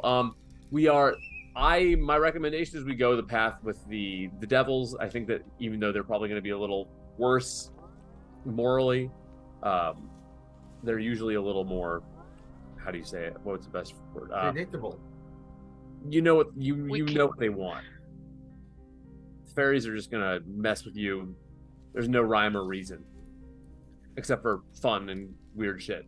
Honestly, all the folklore I've read, that kind of tracks. Yeah. Peigi, you also understand that is going after your murder babe. Does that mean I might see her again? The reason we have that option is because you read about her, so yeah. Okay. Alright. Alright, let's do it. Maybe I can talk to her. That'd be cool. Do as thou wilt. And with that, the priestess of rule, the priestess of the rule, raises her hand and gestures to the red, dark sky that is formed on the walls. I'm gonna walk up to that wall and put my hand on it and see if I just pass into it. You pass right into it. Oh, fuck me. Alright. How are we doing this? Yeah, let's go, guys. If we make it alive, I definitely want to go to the pub with Alya. Alya? Alya, it's absolutely good. Alya's great. First round's on me. We get through this alive. As the four of you pass into this, you soon, as you sort of walk through and you begin to walk into the sky, you turn back and see there's nothing but a massive hellish expanse beyond you, behind you. The temperature here is higher than it was. You feel heat. You feel sort of an oppressive kind. It's a dry heat, but still has like a muggy vibe to it. It's not, however, it's just like just hot enough to be irritating. It doesn't actually like slow you down or anything.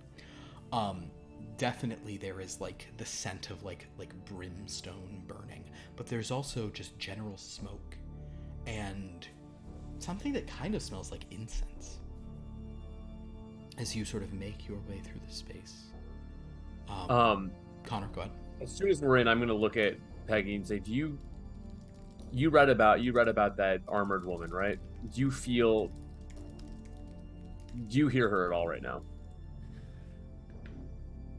I definitely don't hear her armor, so I can't say she's around. Jasmine. All right, cool, great. All right, that rules that out. Right, let's keep going then. You guys begin to walk. Does anybody have 4 in look? I'm dubious of this. Connor weirdly might. Connor has 3. I have 3. All right. then it will sort of be one of those things where like you wind up getting closer than you realized before you do. But at some point, the sort of like rugged red-black terrain ahead of you resolves into a figure who's only about 60 feet away, wearing armor, seems to be like seated. You now, as you get a little closer, maybe you guys get like actually, we'll say that you sort of like, you hold up there and you do, Peigi, you see the armor, Declan, you see the familiar armor, but the armor is even familiar to Connor and Patrick because you have read about, you've seen the cover of this person. Yeah. This Gidana.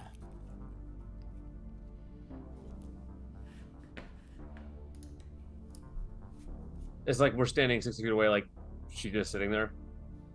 Just sitting there. Make a look roll, Connor.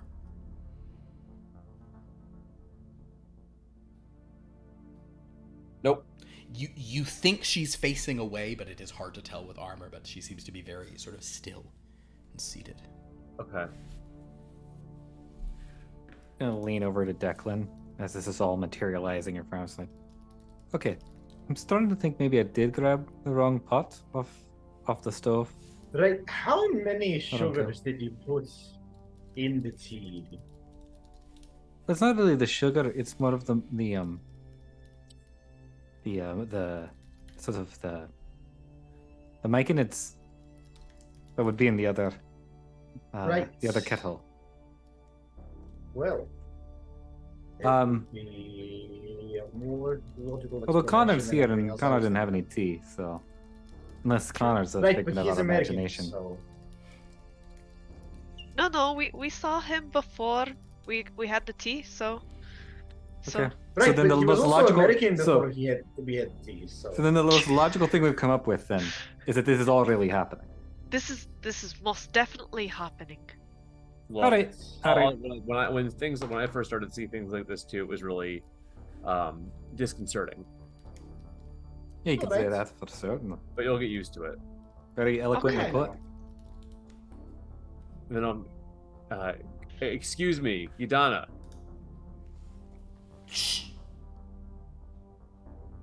The figure in armor sort of like shifts slightly. And after a moment, there is this like weird kind of like kind of like real Hans Zimmer like vibe. And then you see like a pop of flame, and she sort of stands. She had been sitting. In her hand is a large, nasty-looking sword, which she sheathes and begins to stalk towards you all.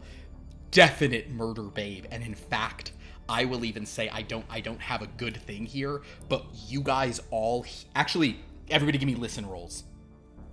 You can all feel like a weird like vibration, but everybody give me a listen roll. Let's try it under vitality. No. Peigi, I'm gonna roll one extra die to see if it matches any of those. I should have given you a bonus because of Okay. the thing you're into. Yeah. No. Sorry. Okay, so nobody actually hears the sound of like devil played electric guitar, but like that is no! like none of you hear it, but you can like feel a vibe. I did really want Peigi to hear it, but she sort of just like walks to you with this like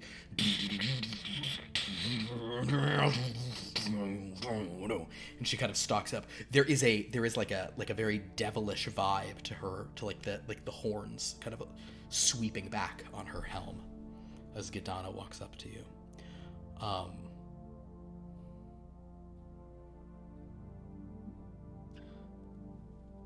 You call me by my name, mortals. Very few would dare to do such a thing, especially here, on the very front gates of hell. I Oh, apologize. that's Is there a title that you prefer we use? I have no preference. I'm surprised you do not run from me. Ah, I remember you. She looks at Declan. I saw you in that place. At this point, Declan, she begins to walk like straight up to you. Declan, Jeremy. She's really like homing in on you. This kind of like stalky. There's something like it's like she's like a tiger or something, just like walking towards you. Her hips sort of swaying. The heavy armor still kind of having this like slinky feel to it. Oh, you're already in my personal space. You ran from me. You were following the fairy, weren't you? Well, in my defense, I was right fucking confused in general. Yes. Yes, you were. As I am now. It's honestly kind of just starting to be my constant state of being. What do you want, mortals? Have you come to sell your soul? Or have we come to sell our soul? Okay. No. Because the devil Batarbos is always looking for more. Sure he is. So you said we are currently at the gates of hell. In a manner of speaking, you are near the true gates.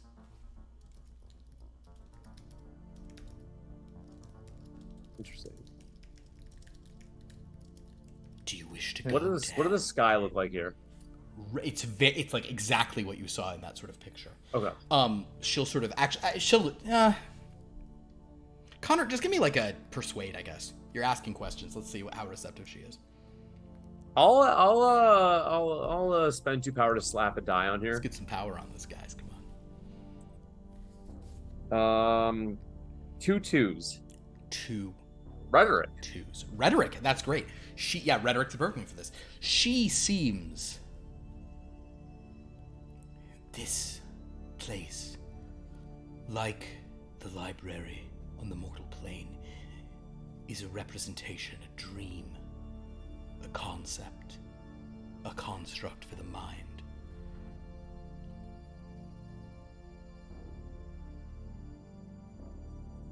Okay. An open sky of clouds. An endless plain. Always on the verge of something. Why have you come? Do you wish to go to hell? Well, we've come so far and we're right by the gates. It seems like it would be rude not to. What? We were given the choice of a path to walk. Right. I see. And the fair folk are generally not to be fought with. The fairy folk. Any of the stories. Who gave you this choice of a path? Was it Batarbos? No. Oh, some lady in a book. It's the priestess. Priestess. Right, the priestess of the rule, I believe she Land said of she rule. was. Ah, you were a fool to listen to her. She manipulates.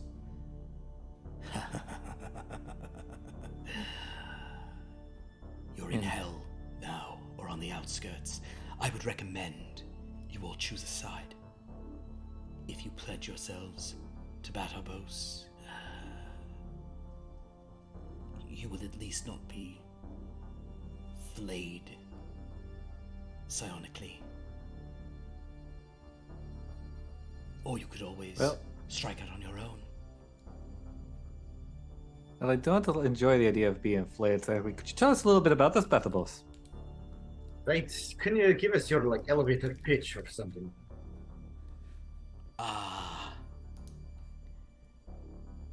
Batarbos is the devil I serve. Peigi, you are super familiar with Batarbos. Because this murder babe, so much of the book is talking about Batarbos. Yeah. I'm gonna have you. Let me look at what you've got. You know what? Your detect vibe is pretty high. I am going to give you an additional 1 die that's basically, it's like the knowledge of, you've read this book. So I'm going to give you a knowledge of Ubikas. So you get to roll 5. Before you do so, would you like to spend any power to get additional dice on top of that? You know what? Let's do it. How many extra dice do you want? It costs you 2 per die. I'll do I'll do just one. Just one. One Okay, more. cool. So I'm gonna lower your power to 11, but you get to roll Okay. a whopping 6d8, and hopefully you Alright. get some matches here.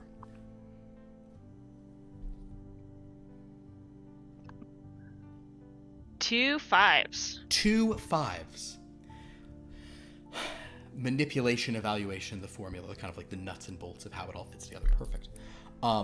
With an arithmetic understanding of the circumstance, Peigi. Your read on Barbatos is that he is an evil devil. There is a weird vibe in this book that like, just because everything on this channel is always so goddamn horny, like. You made all of this, Philip. I haven't done anything know. I'm just Yeah, saying it's you- what happens. We made a game called Voluptua. The point is, what's kind of fun about Ubicos, and like it's like you didn't get it on the first read, but when you like kind of were rereading it and going back over, like it's not ever explicit. They never talk about it, but there's a vibe of like, is she and this devil kind of in love with each other? Are they does she want to bone this devil? Does she actually have the power because this devil like wants to bone her and shit? Like, is this all like a weird like is this just like a weird like sex game between them?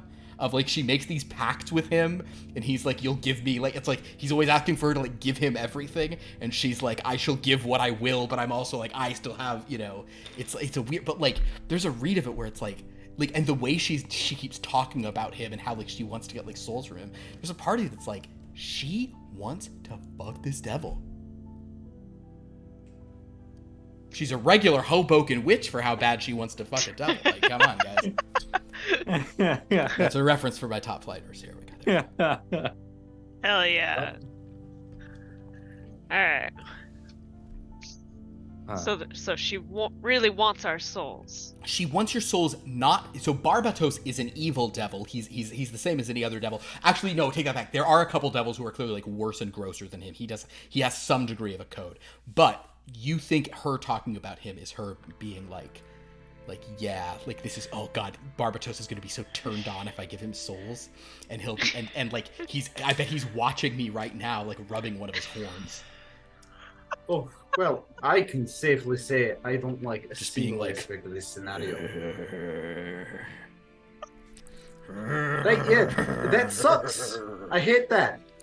So, I'm gonna just lean in while this is all going. I'm just gonna lean into Connor. So, Connor, did we come here to choose sides in the Battle of Hell? Is that what you did in America before you came here? When that's happened before? Okay.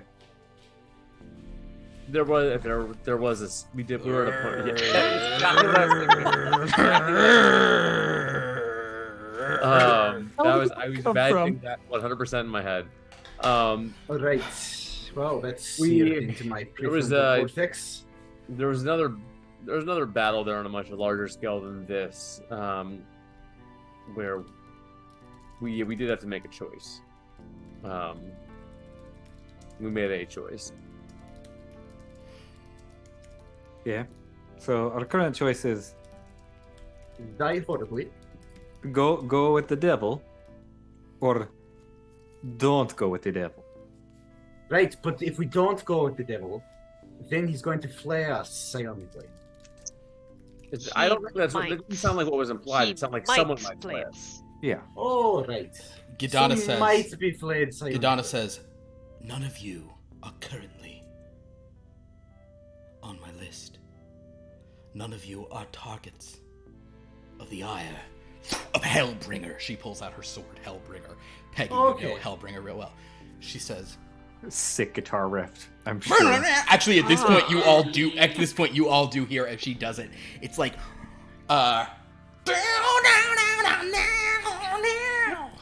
it's like, and like, there's like a somewhere There's in the distance, pyrotechnics lightning behind her. flashes. Yeah, but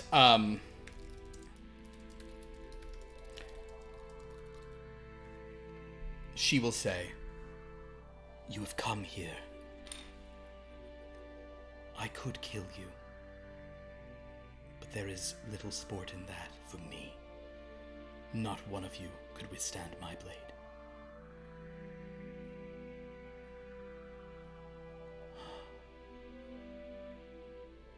As you said, we are but mortals. Yes. What? I mean, is there some way we could help you against the fairies? The fairies are not my foe. I They're not care your not foe. for fairies. I care only for... And she'll begin... Peigi, at this point, she's just talking about stuff you know. She's just talking about the, like... She just starts talking about, like the wizard and the witch in the world who she's been, like, sent to kill by Batterbos, and how, like, it's just, like, she just starts, like, telling you, like, plot points. Connor, please give me a read person roll as she does all of this. Look, Declan, No I don't matches. really. No matches. Yeah, you're not really sure what her vibe is. Can I do a read person on her and kind of not like.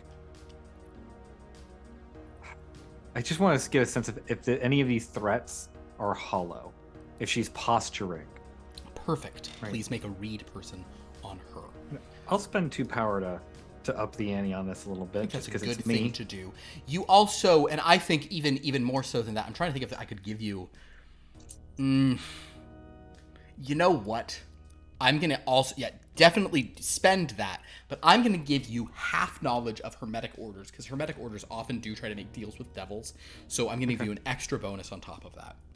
All right, thank you. Okay. Because you also suspect you might need a 3rd degree here, not a second may not do. Oh, since she's cool. a devil. They're very deceptive, or she has devil power.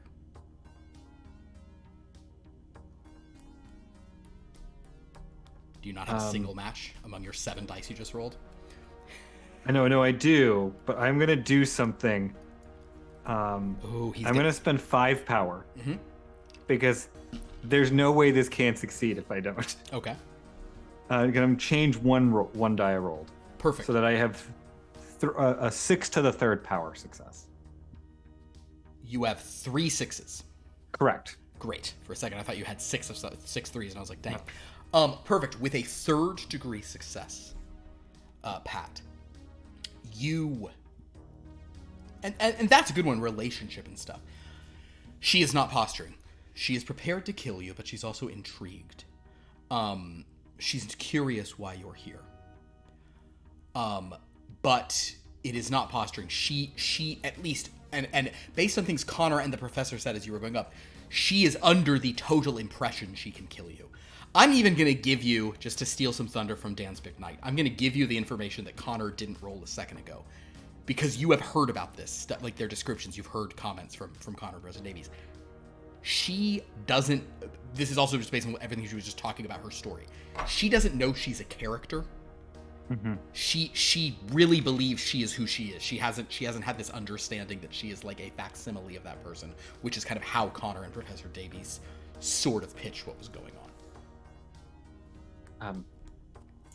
Clearly you are mighty and powerful. That's very apparent. But we've been contacted through some means by you, by the Fae, by the priestess, and we're just trying to make sense of it all. And this was the path before us, so we're walking this path, and it seems like it leads perhaps to your devil. Perhaps not, but I don't. It seems like we at least have to. Maybe I will point you to the gates of hell, but you will not return if you venture there. Or you can swear your souls to Batterbos now and enter hell as welcome guests. Or you can try to return to your home with quite a boon for mortals, having survived an encounter with Gidana, Sword of the Devil.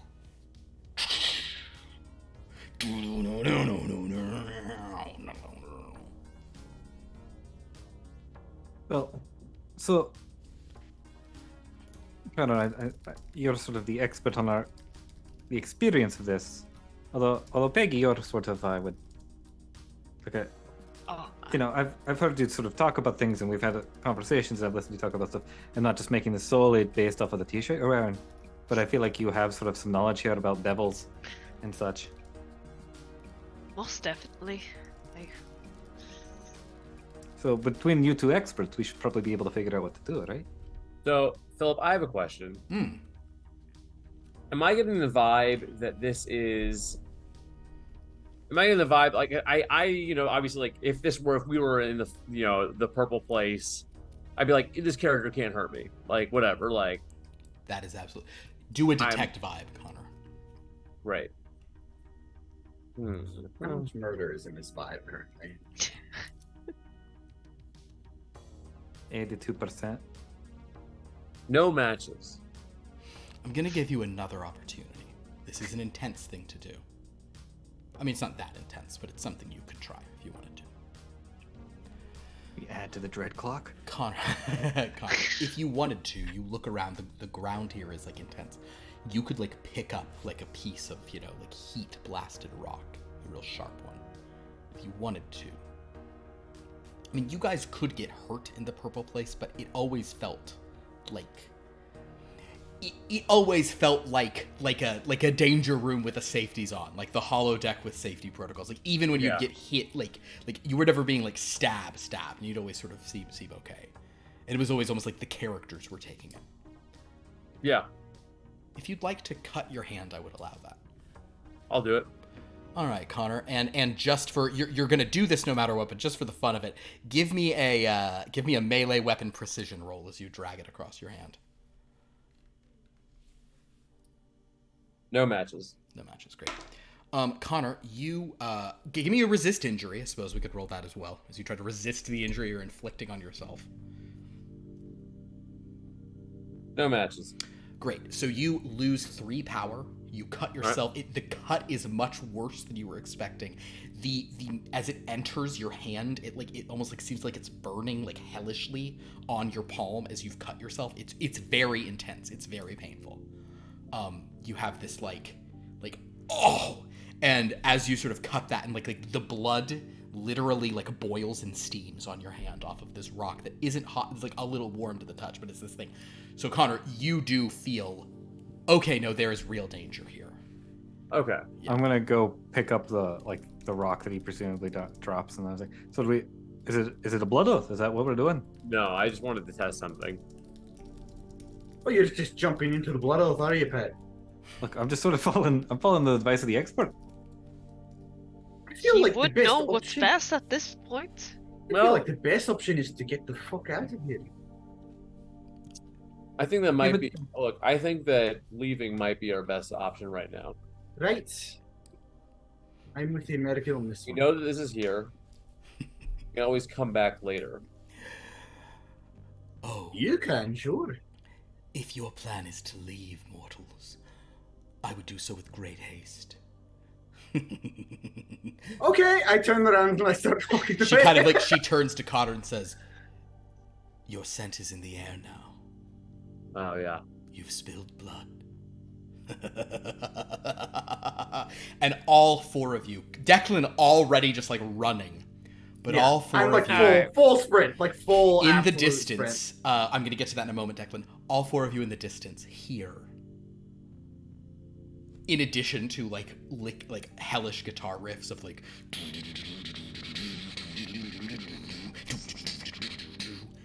you also hear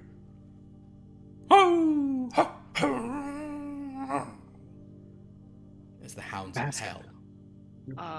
Bloodhounds. No. So, Declan, you said you are running. Please give me a move roll. You are just sprinting it up. Right. Okay. Love it. What is move?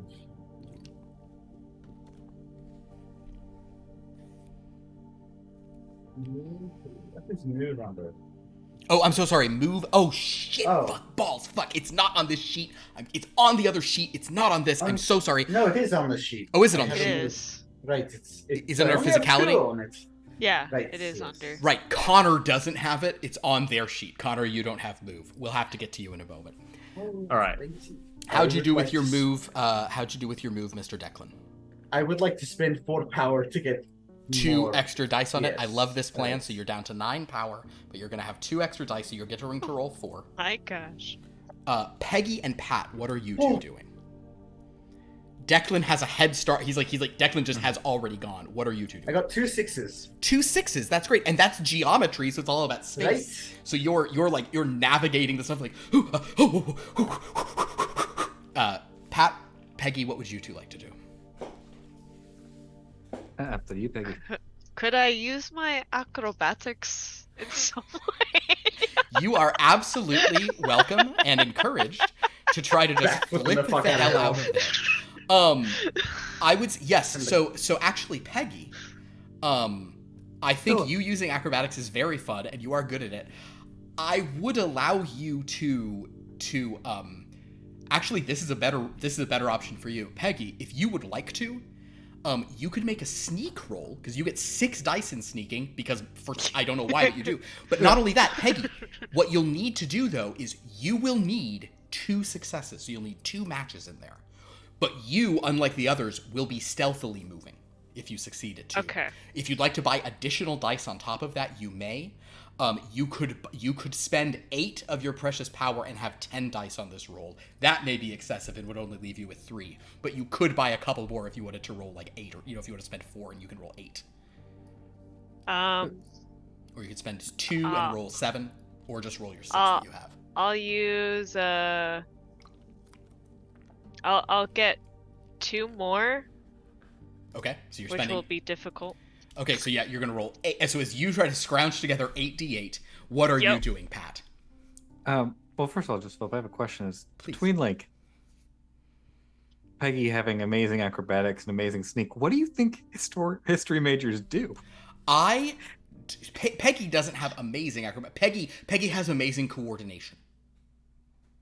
So Peigi has no bonuses to acrobatics. I don't know why I gave sneak 2, but apparently, Peggy's in a rock band, so she likes to be able to like sneak away from gigs and without paying. Okay. She likes to sneak into gigs without paying. That's more what it is. Yeah. Oh, that makes more sense. Okay. I am also going to follow the advice to get out of here, but before I do, I'm just gonna try and run. But before I do, I'm gonna reach in my satchel and pull out like a little plastic bag that has a cucumber sandwich with the crust cut off. Okay. And I'm going to hand it to Kirana and say, like, I'm sorry, we have to go, but you're sitting on guard duty. I just want to make sure you have something to eat because you look kind of lonely, and I don't know how long you're gonna be here. Guard duty? No. I am communing with the sword.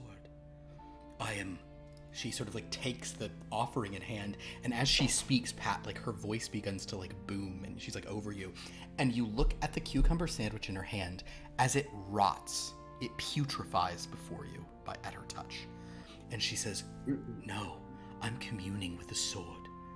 I'm listening to the sad, pathetic screams of every soul I've sent to their grave and eternal damnation through Hellbringer, and I laugh."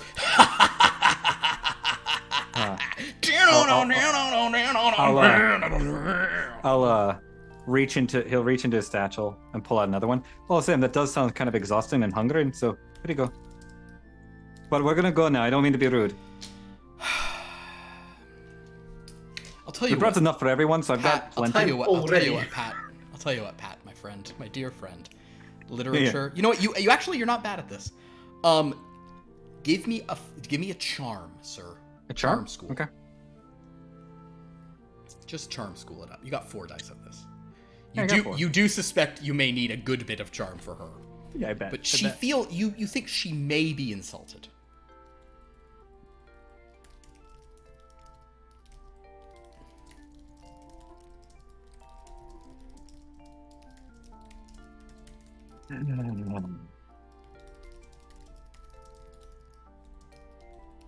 Question here now is, do we spend half of my remaining power to re-roll?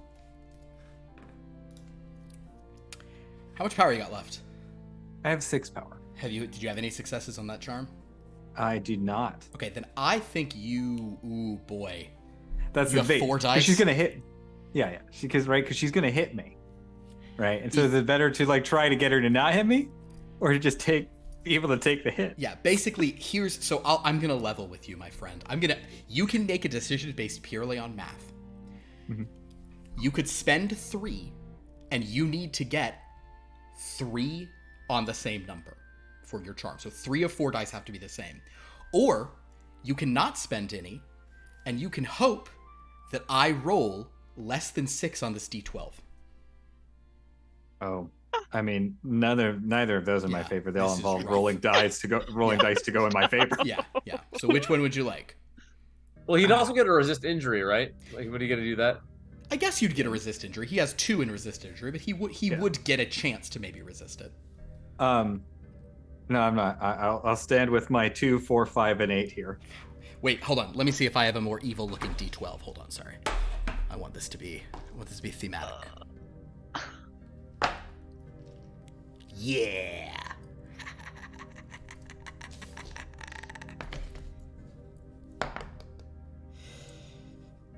So, you don't really, there's no need for Pat to roll. Pierce, you've done what you've come here for. I rolled the black cat. That is a 12. Okay. So, Pat. Roll the resist injury. Go ahead. Let's see how I you didn't do. think it would happen so fast. Yeah. No, you've poked a bear. Oh dear. Now I'm debating the fact that do I spend power to dice? Might as well, I guess, at this point. Might as well, right? Yeah, you can add 3 to that.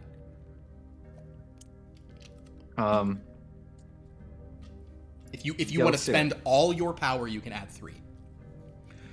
You could spend 4 and add 2 and have 2. Well, I've never been in this. I've actually never been in this.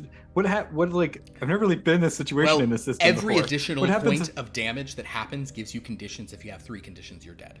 No, I mean in terms of like the resisting injury. Resisting injury reduces it by a certain amount. It's not always half. It's sometimes more like partial stuff. So, you know what? You should probably just try. You should probably just try them all. You should get as many dice as you can. Okay. So I'll spend all of my power, go to 0 power. At 0, so basically, with his like last ditch stuff, Pat is just trying to like wince to take this hit.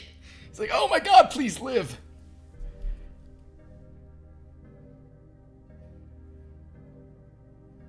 3 1s. 3 1s. 2 6s. I am very sorry to tell you, reduces the 12 by half.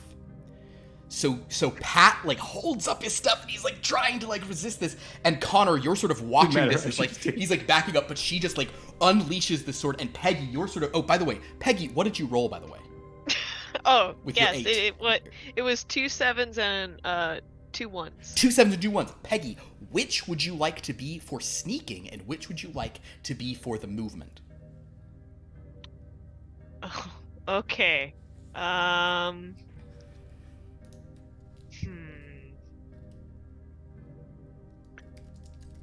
gonna say the 7 for the sneaking. I like it. Yes. The 1 for the movement. So the 1 is all about structure, or you're just like running, like boom, like orderly movement, sort of like logical sort of thing. Declan, he's running a lot. Declan, you had a 2nd degree success, right? Not a 3rd for your run. Correct. Cool. Okay, so basically Peggy's moving as quickly as you, but unlike you, Peggy is invisible as she's moving. Oh! So like you're kind of a little more of a target if any hellhounds are coming after you. Peggy's like sneaking in, but like it's like you maybe notice her, but she's just like, you know, kind of going quick. But both of you hear a like cry and like the rending, and both of you look back and you see Pat. Neither of you I think were close friends with the guy, but you knew him around school and he just bought you tea. As Peigi, you see the murder babe fulfill the first word of her title. No. Probably the 2nd as well. And she looks so fucking hot while she does it. It's some real just like, oh yeah. Like it's the strangest porn rape. As she sort of strikes him down. And Pat, if it is any consolation, I think you said in chat that Murder Babe is now your type. You didn't realize it was your type until this. But if it is also Pat's type, the consolation is that Murder Babe, like mommy Murder Babe, is now going to laugh at you for all time. Like you're in her sword and she is like laughing at you forever. So if that happens to be Pat's kink, congratulations. No, I don't think it is, but Yeah. I honestly didn't Son, come you're here to into do this that tonight. This is like maybe the first time. Yep. So with that, it's just cuts down. And Peigi, you're already going like, Declan is further ahead. He's just running. You're sort of like running sneakily and doing this, but you both look back and see that. Connor, you're sort of still standing there like stunned by the pain in your thing, and you see that she has killed him, and you see that he is dead. And Connor, this is not what goes on at Hampstead. No. This is a lethal place. Connor, what are you doing? One, I'm out of there. Okay. Two, I am trying to see if I can mentally reach out to Longevous Mons. To Longevous Mons. Yes. How very interesting. Okay. If you're going to try to do both of those things, go ahead and make, I think it is a physicality roll. You never had the opportunity. You know what, just to make this a bit sporting, Connor, I'm going to let you use 4 dice. I'm going to sort of say this can be a comp, because he didn't have the... When building your characters, they never had the chance to put it into move. It's fine. So, Connor, I'm going to say between your tennis running skills... I play tennis, yeah. Between your tennis skills, I'm going to let you roll 4. And you're... Oh, boy, this is going to be rough. I don't think any of your knowledges have anything to do with this. Because, Connor, I'm going to let you do 4, but you need 2 successes. One is a basic will to reach out. You're basically trying to like will yourself to reach out to Longevous Mons, but the other one is just movement. So you have 4 dice and you want 2 successes. So if you want to add any dice here, you certainly can.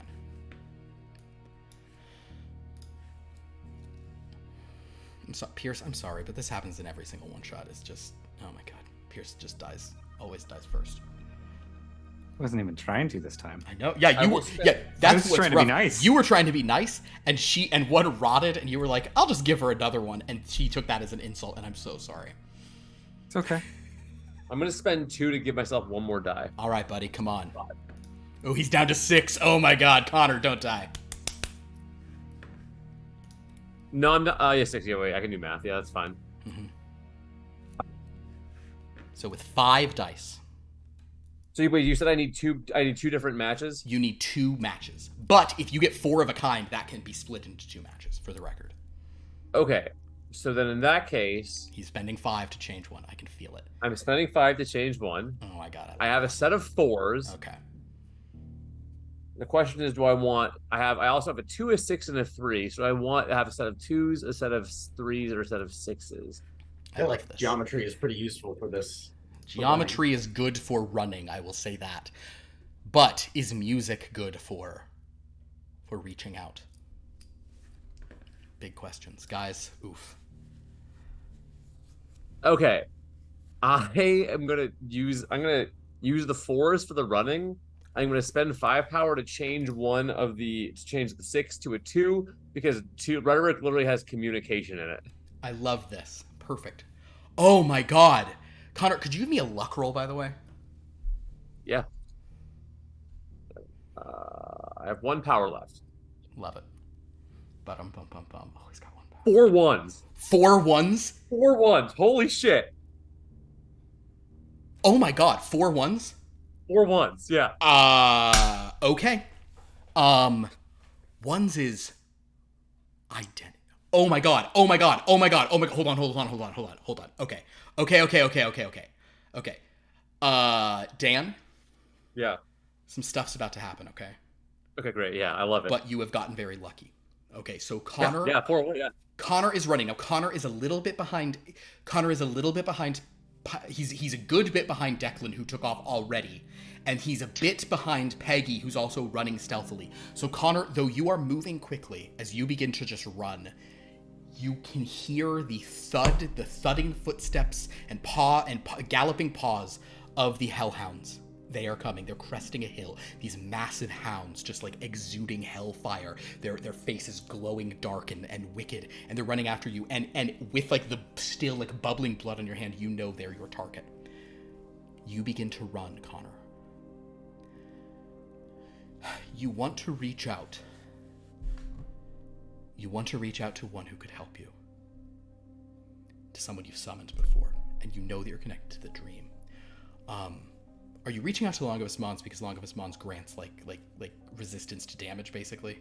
Yes. Yeah. Okay, cool. Yeah. Dan, because of the luck that you've rolled, I'm kind of giving you I think you'll understand what's going on in a moment, okay?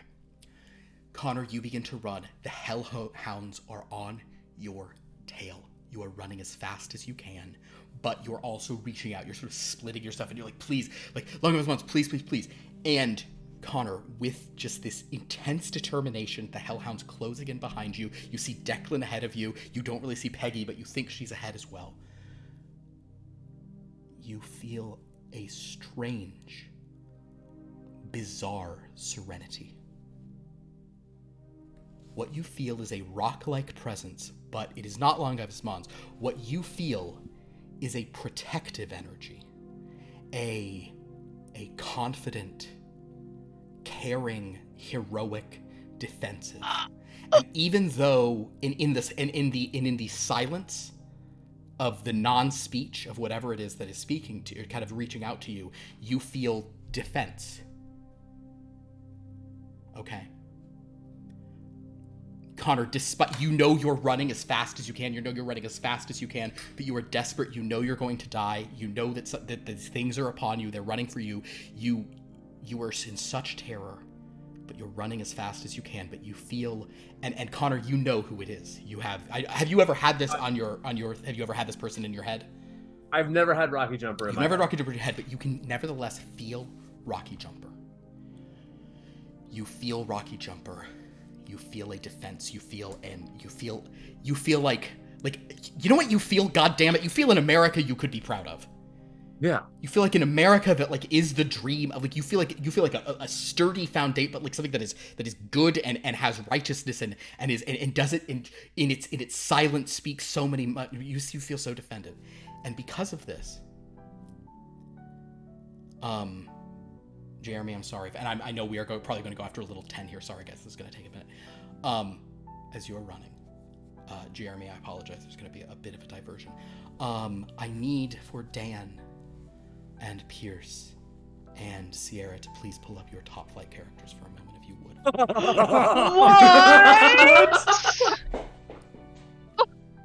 What?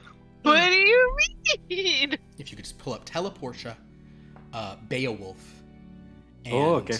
Armament for just a moment, that would be great.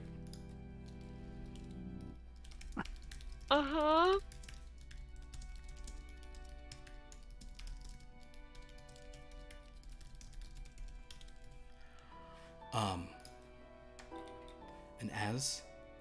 And as we sort of cut away, and you guys can change your names or not, it's fine, but I'm going to now cut to a college campus in Scotland, but not of this world.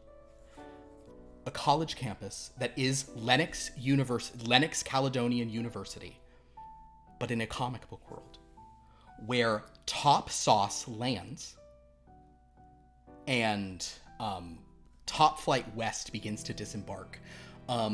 For the sake of just ease of this, we will say that though, shockingly, Teleportia is actually not late getting off of Top Sauce. She's coming down early, God. along with Armament and Beowulf. We're going to say that.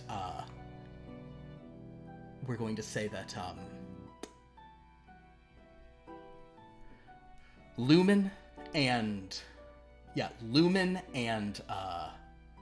Synth Devil and Whisper, Captain Eldridge, they're sort of like seeing to stuff, but you guys sort of step off. There are some Fiat agents nearby. People look, there's like some injuries you see. But Armament, could you please make a perception roll for me, Armament? You're very good at this. 27. Oh my god, Armament, you sense two things immediately. The Guardian is just like giving you info. One, you smell hellhound. You smell sulfur, you smell brimstone, you smell that dog-like mixture of it all. And you know that you've come here because of that. And though Beowulf and Teleportia are like right behind you, if you want to, you can just sprint off in that direction. I'm gonna go, and I'm like over comms. I'm yelling, "Come with me!" Yeah. So boom, boom, boom, this way. So Armament, you are running, and Armament, but you sense something else with this perception, and as it senses that you sense it, what you feel is you feel a presence who has teleported you through solid rock on many occasions. You feel Rocky Jumper. And what Rocky Jumper is conveying to you without words, because words are so meaningless, but with a stoic earnestness, you can feel that Rocky Jumper is saying, someone needs help. Can I send you to them?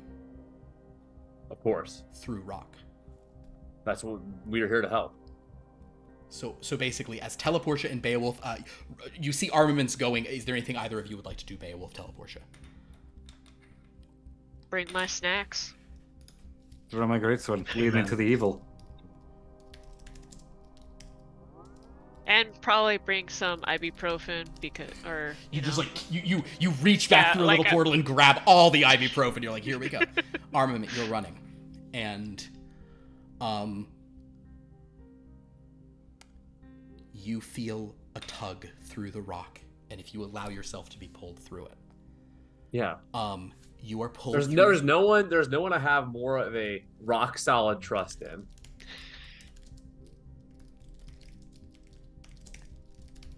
Armament, you enter. You both of you guys see Armament like disappearing into the ground. And then Beowulf and Teleportia. Well, we'll get to that in a moment. Armament, you emerge in a hellscape, okay? You come out of the rock.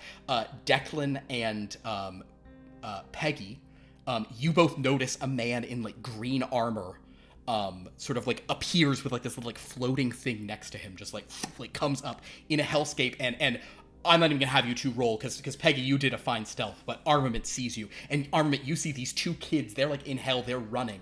But make another perception check for me. Yeah. 20. 20. I'm gonna give it to you with a 20. Armament, ahead of you, you can see that in the sort of like dark red cloudy thing there is an area that is almost blue, and where like the clouds like have like a little bit of an edge of white to them, and you can tell that there is some kind of strange passage. There are these two teenagers just running for their lives. They don't seem to understand that that's where they need to go. Okay. I'm gonna send the Guardian to. I'm. How far away from me are they? They're about. They're actually Declan. The boy, he's about 40 feet ahead of you. The girl is like 20 feet off to the side. She's smartly sneaking. You also notice there are several hellhounds coming. In the far distance back there is a really scary looking like Hell Knight. You could probably take her if you had, whatever. But like, she's not coming after you. It's like hellhounds are just running, and these kids don't realize they need to get to that passage that's maybe like 50 feet ahead of them. I'm gonna like have the Guardian go their way and yell, follow the little guy, and then I'll go. And you'll go More what? devils! Towards the hellhounds. You'll go down the hellhounds. Cool. The hellhounds come up. Make an attack roll, Armament. Well, you know what I'm attacking with. Basically, as he says, go that way, and you guys see this little green thing like goes towards that thing. And so Peigi and Declan, they're sort of running for it, and you see this guy in green, like his arm becomes massive, and it's like, go for it, Armament. I drew this gun. Yeah, you literally BFG. did. Well, so I rolled two of them. Sure. Because he has 2 attacks. One's a natural one is a 28. Okay, so I'll say that the natural one is because like it's just like some like you get some like embers of hellish stuff in your eye, and you kind of go wide, and it does seem like that hero in the distance kind of like makes a strange sort of like kind of like movement, and kind of like and you're like, oh gosh, okay, but your other one just connects with one of the hellhounds. Roll your damage on that. Jesus Christ. Right, okay, hang on, I gotta gather my D10s. Please. Oh yeah, sorry everyone. And again, sorry I know we're after 10, but guys, here, this is what's happening. We're living. Yeah. The one shots are always a little long. Sorry guys. It's up. I was It's all warned. good. Oh, that's a lot. That's 2 1s. I don't like that. Well, I don't like that. 14 plus 7 is 21 plus 3 is 24. 32 points of radiant damage. You just smack one of the hellhounds. They're light. One of the hellhounds is armament. You hit one of them pretty bad. It looks a little like smoky and hellish, but you have not destroyed it. And there's a good bit coming in now. You also you still have movement if you want to like go after where they're going, but you get the impression that like it's a pretty serious force coming here. The civilians are back there. They're running to an exit. With your movement, you can kind of be up with them, sort of in a defensive position where they are, if you'd like. Yeah. I'll do that. Also, random question, just for no particular reason. Does Armament have a set of hero dice right now? Yeah, absolutely. Okay, well then I'm just gonna roll a spend D8. Yeah, sure. Yeah. Throw it on there. That's not an 8. Sure. Even so, you get 2 more shots. Yeah. What is your minimum damage with that gun? It's 60 times. My minimum damage is 12. Okay, you do have to roll one more time. So roll 1 to see if it's not all 1s and 2s, basically, to take out the first of the hellhounds. I mean, so both. I just rolled 2. I just rolled a 16 and a 25. Okay, so the 16 should, unless you roll all 1s, the 16 will take out the one you've already. That was not all 1s. No, okay, that was so a lot. You just blast that one away, and then you can roll on the next one.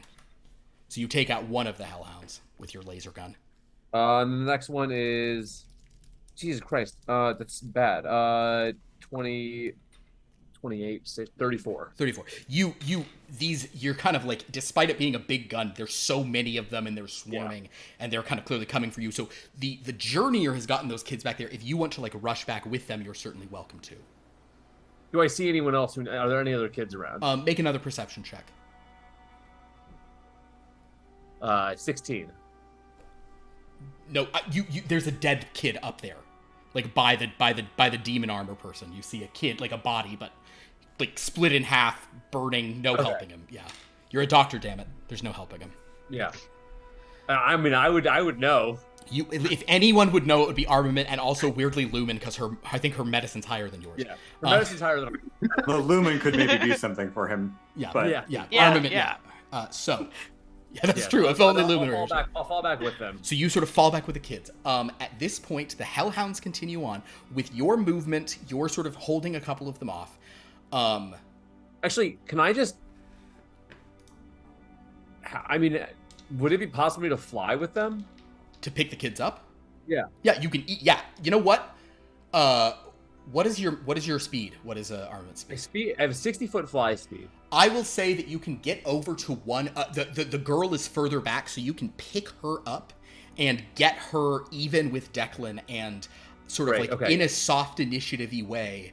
Actually, because you're doing that and she was the further one back, I will say that at this point, though the Hellhounds are all breathing flame on you, only Armament you can take all of so give me a dexterity saving throw as you're sort of fully defending them as the tail. Yeah, 31. 31. I'm gonna say because you have doubled the DC to avoid it, you're not even taking half damage on that. You will. You're sort of just blocking it off. So Connor, you get the kids to this passage. The journeyers have gone through it, and all three of you spill out into a room.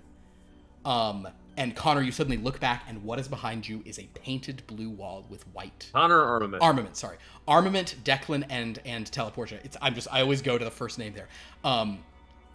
Armament, Peigi, and Declan. Said Teleportia like a fool. Armament, Declan, Peigi, the three of you find yourselves in that chamber. But Armament, something very strange begins to happen as you sort of enter this room. Your armored suit kind of it doesn't power down. It's certainly still supporting your broken back and everything, but you're something's a bit amiss. The journeyer's Connor, give me a do you have science technology? Armament, yeah, Armament does. Armament, so sorry. Oh my God. Yes, I have Science Cosmos, yeah. Yeah, give me Science Cosmos. That's a natural 1. Do I still have hero dice? Yes, absolutely. Well, I mean, I feel like it's a reasonable question at that point. I'm going to add a D20 and a D12 on it. Absolutely.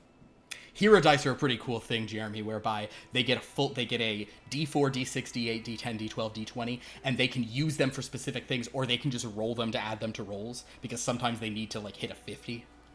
A 30. Jesus. You got a 30? Total 30, yeah. So Connor, you do this, and what you just realize is that, and you understand why he did it, and you get it, but the nature of how your armor is working has changed because Rocky Jumper has sent you to another reality.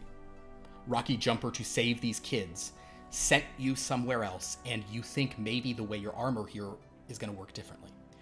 But Declan and Peigi are okay, and as the door swings open, there's no robed woman here.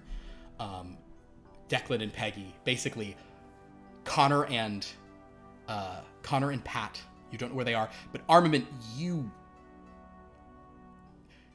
think that... I mean, Declan and Peigi, would you guys like to say anything at this point, or? What the fuck? Are you alright? Where's Connor? Who's Connor? Where is Connor the where is Pat? Oh well, I saw Pat die, so you know Pat is. Connor the what one is going on? I don't know who Connor is. Are you guys okay? Yeah, thanks for saving us. Okay. Are you a devil? Are you? Yeah. I do a quick concussion test on Yeah. Declan. Declan he had a concussion a few weeks ago, he's fine now. Connor, Armament rather. They're asking about someone named Connor, and you suddenly, because you know how close those hellhounds were to you when you appeared,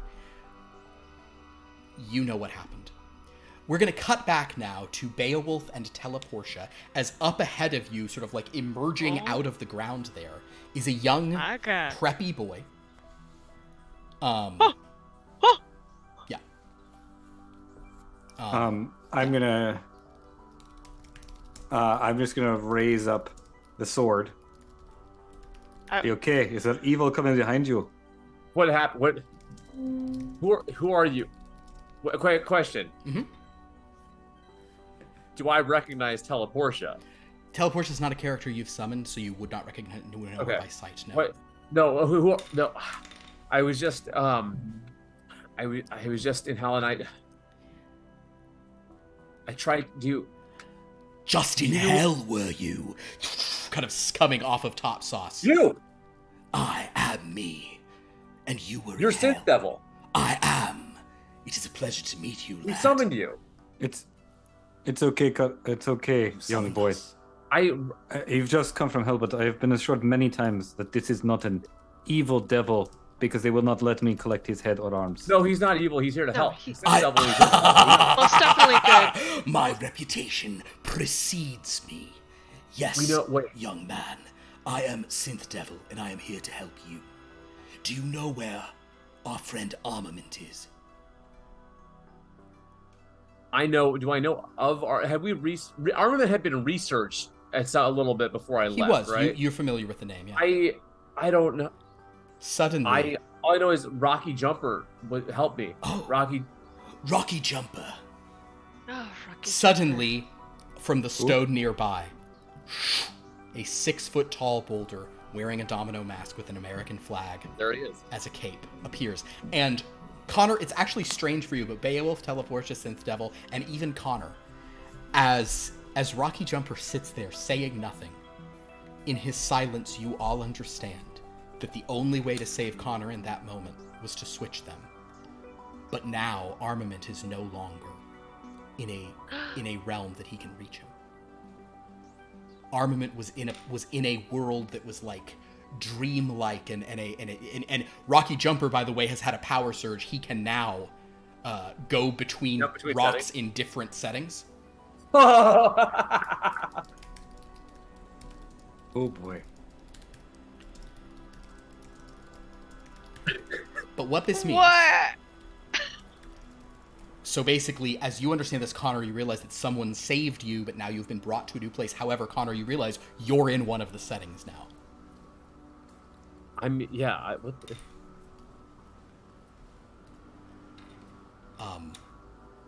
Portia, the young boy looks shocked and Do you want a sandwich? Yes. Or or anything to help you? No, a sandwich is what got me into that mess. I don't need one. Thank you though.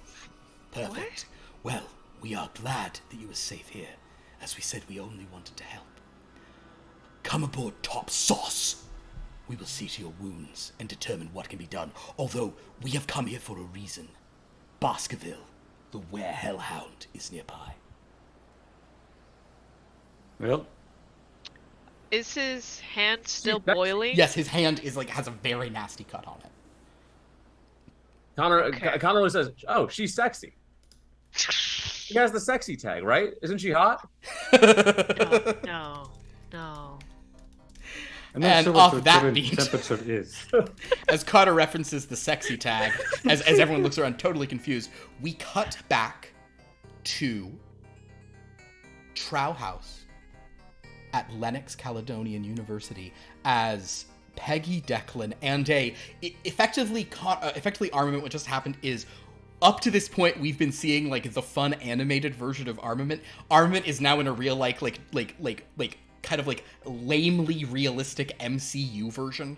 You know, Armament's suit still looks crazy, but it's a lot more just kind of whatever. And he sort of steps down, and as you walk down with these two sort of kids, the doors open. There's no one else in that room, but you come down and you see there's two professors and a librarian sort of looking up. And Professor Davis says, "Who is this? And wait, where is Connor?" Oh, he's very. I'm sorry. Connor. I think Connor is safe. Is he? He was. He's not in hell. He was. I can kind of figure out. I can kind of put two and two together, right? Yeah. You felt it from Rocky Jumper. Yeah. An ally of mine. I think an ally of mine in Connor's moment. This Connor's moment of need. Transposed us. And who are you? My name is Mark Stone, but people call me Armament. Armament. From Top Flight. Yeah, you know of us? What's Top Flight? It's a comic book that only exists in... What do you mean a comic book? Oh, so you're the cosplayer. Armament Mark Stone. No. Wait, where is... And he's like, but wait, what happened to the other lad? Where's... One of them was cut down. Oh, he's very dead. He's dead. Professor Davis goes, dead? Wait. Dead? Yeah. Well, He was cut in half. Right, unless you know how to uncut in half someone, I believe he's pretty dead. Mr. Armament, I think we have a lot to talk about. My name is Arthur Davies. I think I have some people you'll recognize if you're willing to come with me. Oh God, yeah. Connor, he's not here. I don't quite know where I am, and I'd really love some help getting my bearings. I have a theory, but yes. Declan, Peigi, I'm so... What happened? That you're saying someone's dead? He kind of turns and says, "You need to close this library. Do not allow students in here anymore. This is not like what we have in Oakshire. This place is dangerous." Emily says, "Are you saying they're really dead?" No, Connor seems to be all right, but yes. We need to get out of here. And in fact, at this point, you guys do hear some footsteps in a room nearby, and there's just an eerie vibe in Trow House. So as Armament, Professor Davies, Professor McInnes, Mrs. Ogilvy, Declan, and Peigi leave this place, we will end this very interesting study abroad session. Hey, thanks for rolling 4 ones of luck, by the way. I can't fucking believe that happened. But Dan, I'm now going to reveal something that I have actually, I was thinking I might do a little bit of a thing like this, because I kind of was, I decided that Connor did not need to die tonight, because my earlier plan was for Connor to sort of die or have a thing. But this is so much more I think Sophia would have mailed you a bomb. So Dan, I will now reveal, I understand, and it may not be in every single time, but I'm now going to reveal a sort of a scheduling change. Starting in September, I know, Dan, you're going to miss a lot of this, but starting in September, Lost Lore Academia is going to move to only every other week, but it is going to be on Wednesdays, alternating with Top Flight and Formation Nation. Dan, I hope you can play in all of those, because now Armament is in Lost Lore Academia, and Connor is perhaps the newest member of Top Flight West. My goodness. I mean, because of full the mascot at best right now. Well, unless we're in a Billy Batson situation. Well, here's the situation, Connor. Connor might have some powers in a place like Top Flight that he borrowed from where he was. Oh. Yeah. We'll get into it. Oh boy. So, guys, that is a bit of a scheduling change. Yes, we're moving everything to Wednesdays. So Wednesdays kind of is a lot of different games, but this means Connor. So basically, Dan, you are still in Lost Lore Academia if you're cool with that, and we're gonna have a very different vibe with the armament situation, some real escalation. Wow, wasn't sure what was gonna happen. This is fun. Hell yeah. I'm also really glad that Jeremy, thank you so much for playing. But I'm glad we had a couple of our top flighters here who could kind of jump into their other characters out of nowhere for us. How is it I always end up getting dragged into your like reality hopping episodes? But it fits, and I appreciate you so much. Also, thank you. So thank you to all of our guest players here for this. Declan and Peigi, I'm glad you survived. Pour out some Iron Brew. Yeah. Pour out some Iron Brew for poor Pat T. Mayo. I can't believe that. Pat T. Mayo? Pat T. Mayo? That doesn't mean anything. Oh! There we go. Okay. Yeah, you got it now? Oh my god. Guys, this was great. God, we gotta get the scholars on this one. Yeah. We'll have to see what Lost Lore Academia thinks when they meet because also Armament is, as I said, Armament doesn't have no powers now. Armament just has more grounded powers here. Yeah. So Armament is now the world's only superhero. What's going to happen? A lot of fun here.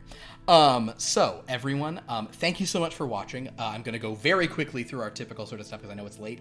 Please follow us on, go to our Discord to communicate with us. Go to our YouTube to see old episodes. Check out the wiki that Sophia is putting together. We got a lot of cool info there about players and games, and Blood from a Stone especially is being filled in.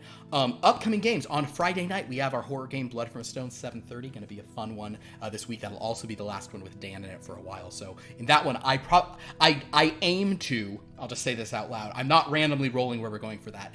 On this coming Friday, I aim to either kill or explain away the absence of all of Dan's characters for the next sort of few weeks. So basically, we're going to Dan's stuff, and we're just gonna try to get them all situated in a way where, because I really don't want to kill anyone when he's not here. I'd rather you have to suffer it in person for it. Yeah, it's always better on screen. On Sunday, we are back with Here Be Dragons. For the finale of their big fight, which they thought was over, but now is kind of maybe just beginning. We got some people with very low hit points, 20th level fun. No one can regain hit points because of mummy rot. Gonna be great. Don't worry, guys. I have 6 more rounds incapacitated in my own pocket dimension. On Monday, we have the season finale of Third Time's the Charm. I really urge everyone to watch the season finale of that. There's gonna be some real fun twists and surprise things in that one, so please come and join us for that, because sitcom season finales always have like weird gimmicks and stuff. We had our holiday episode last time. It was a lot of fun. Happy No Brainer Day. They rolled February 27th, and it was that or Polar Bear Day. We went with No Brainer Day because that's what a dice roll told me to do. And then on Tuesday, we have at 4 p.m. another one of our Strange Lore games, which is this very sort of interesting dual narrative thing. Come check that out at 4 p.m. Pacific time. All our other games are at 7:30 Pacific. I'm sure we have a lot of thank yous to say to chat, and it seemed like we had a very active and fun chat today. So thanks everyone for being in chat and enjoying that and throwing up all those numerous Rocky jumpers when the luck hits so fast. That four luck, I basically was like, okay, you know what? I'm doing the thing that could actually save him, which is Rocky Jumper, and I'm having it be Rocky Jumper. That also said Rocky Jumper gets a power surge and can go through dimensions. I am you know what? In one of my Discords, my name is still Dan, and then parentheses #1 Rocky Jumper fan. So my faith was rewarded. Amen. Amen. So this was great. I know. Please just follow everyone's socials here if they have them up. They do cool stuff on them. Go to our About page. You can see all the cool stuff they get up to. Yeah. Thank you all so much for playing, Pierce, Fractal, and Jeremy. I really appreciate you guys being here for this. I hope you enjoyed this kind of madness. And always fun to stop in for the chaos. Dan, I hope this was a Formation Nations Dan-centric thing enough to just. Yes, thank you. I'd like to thank everyone for coming to my night. The real winner here is me, and because I had the most fun.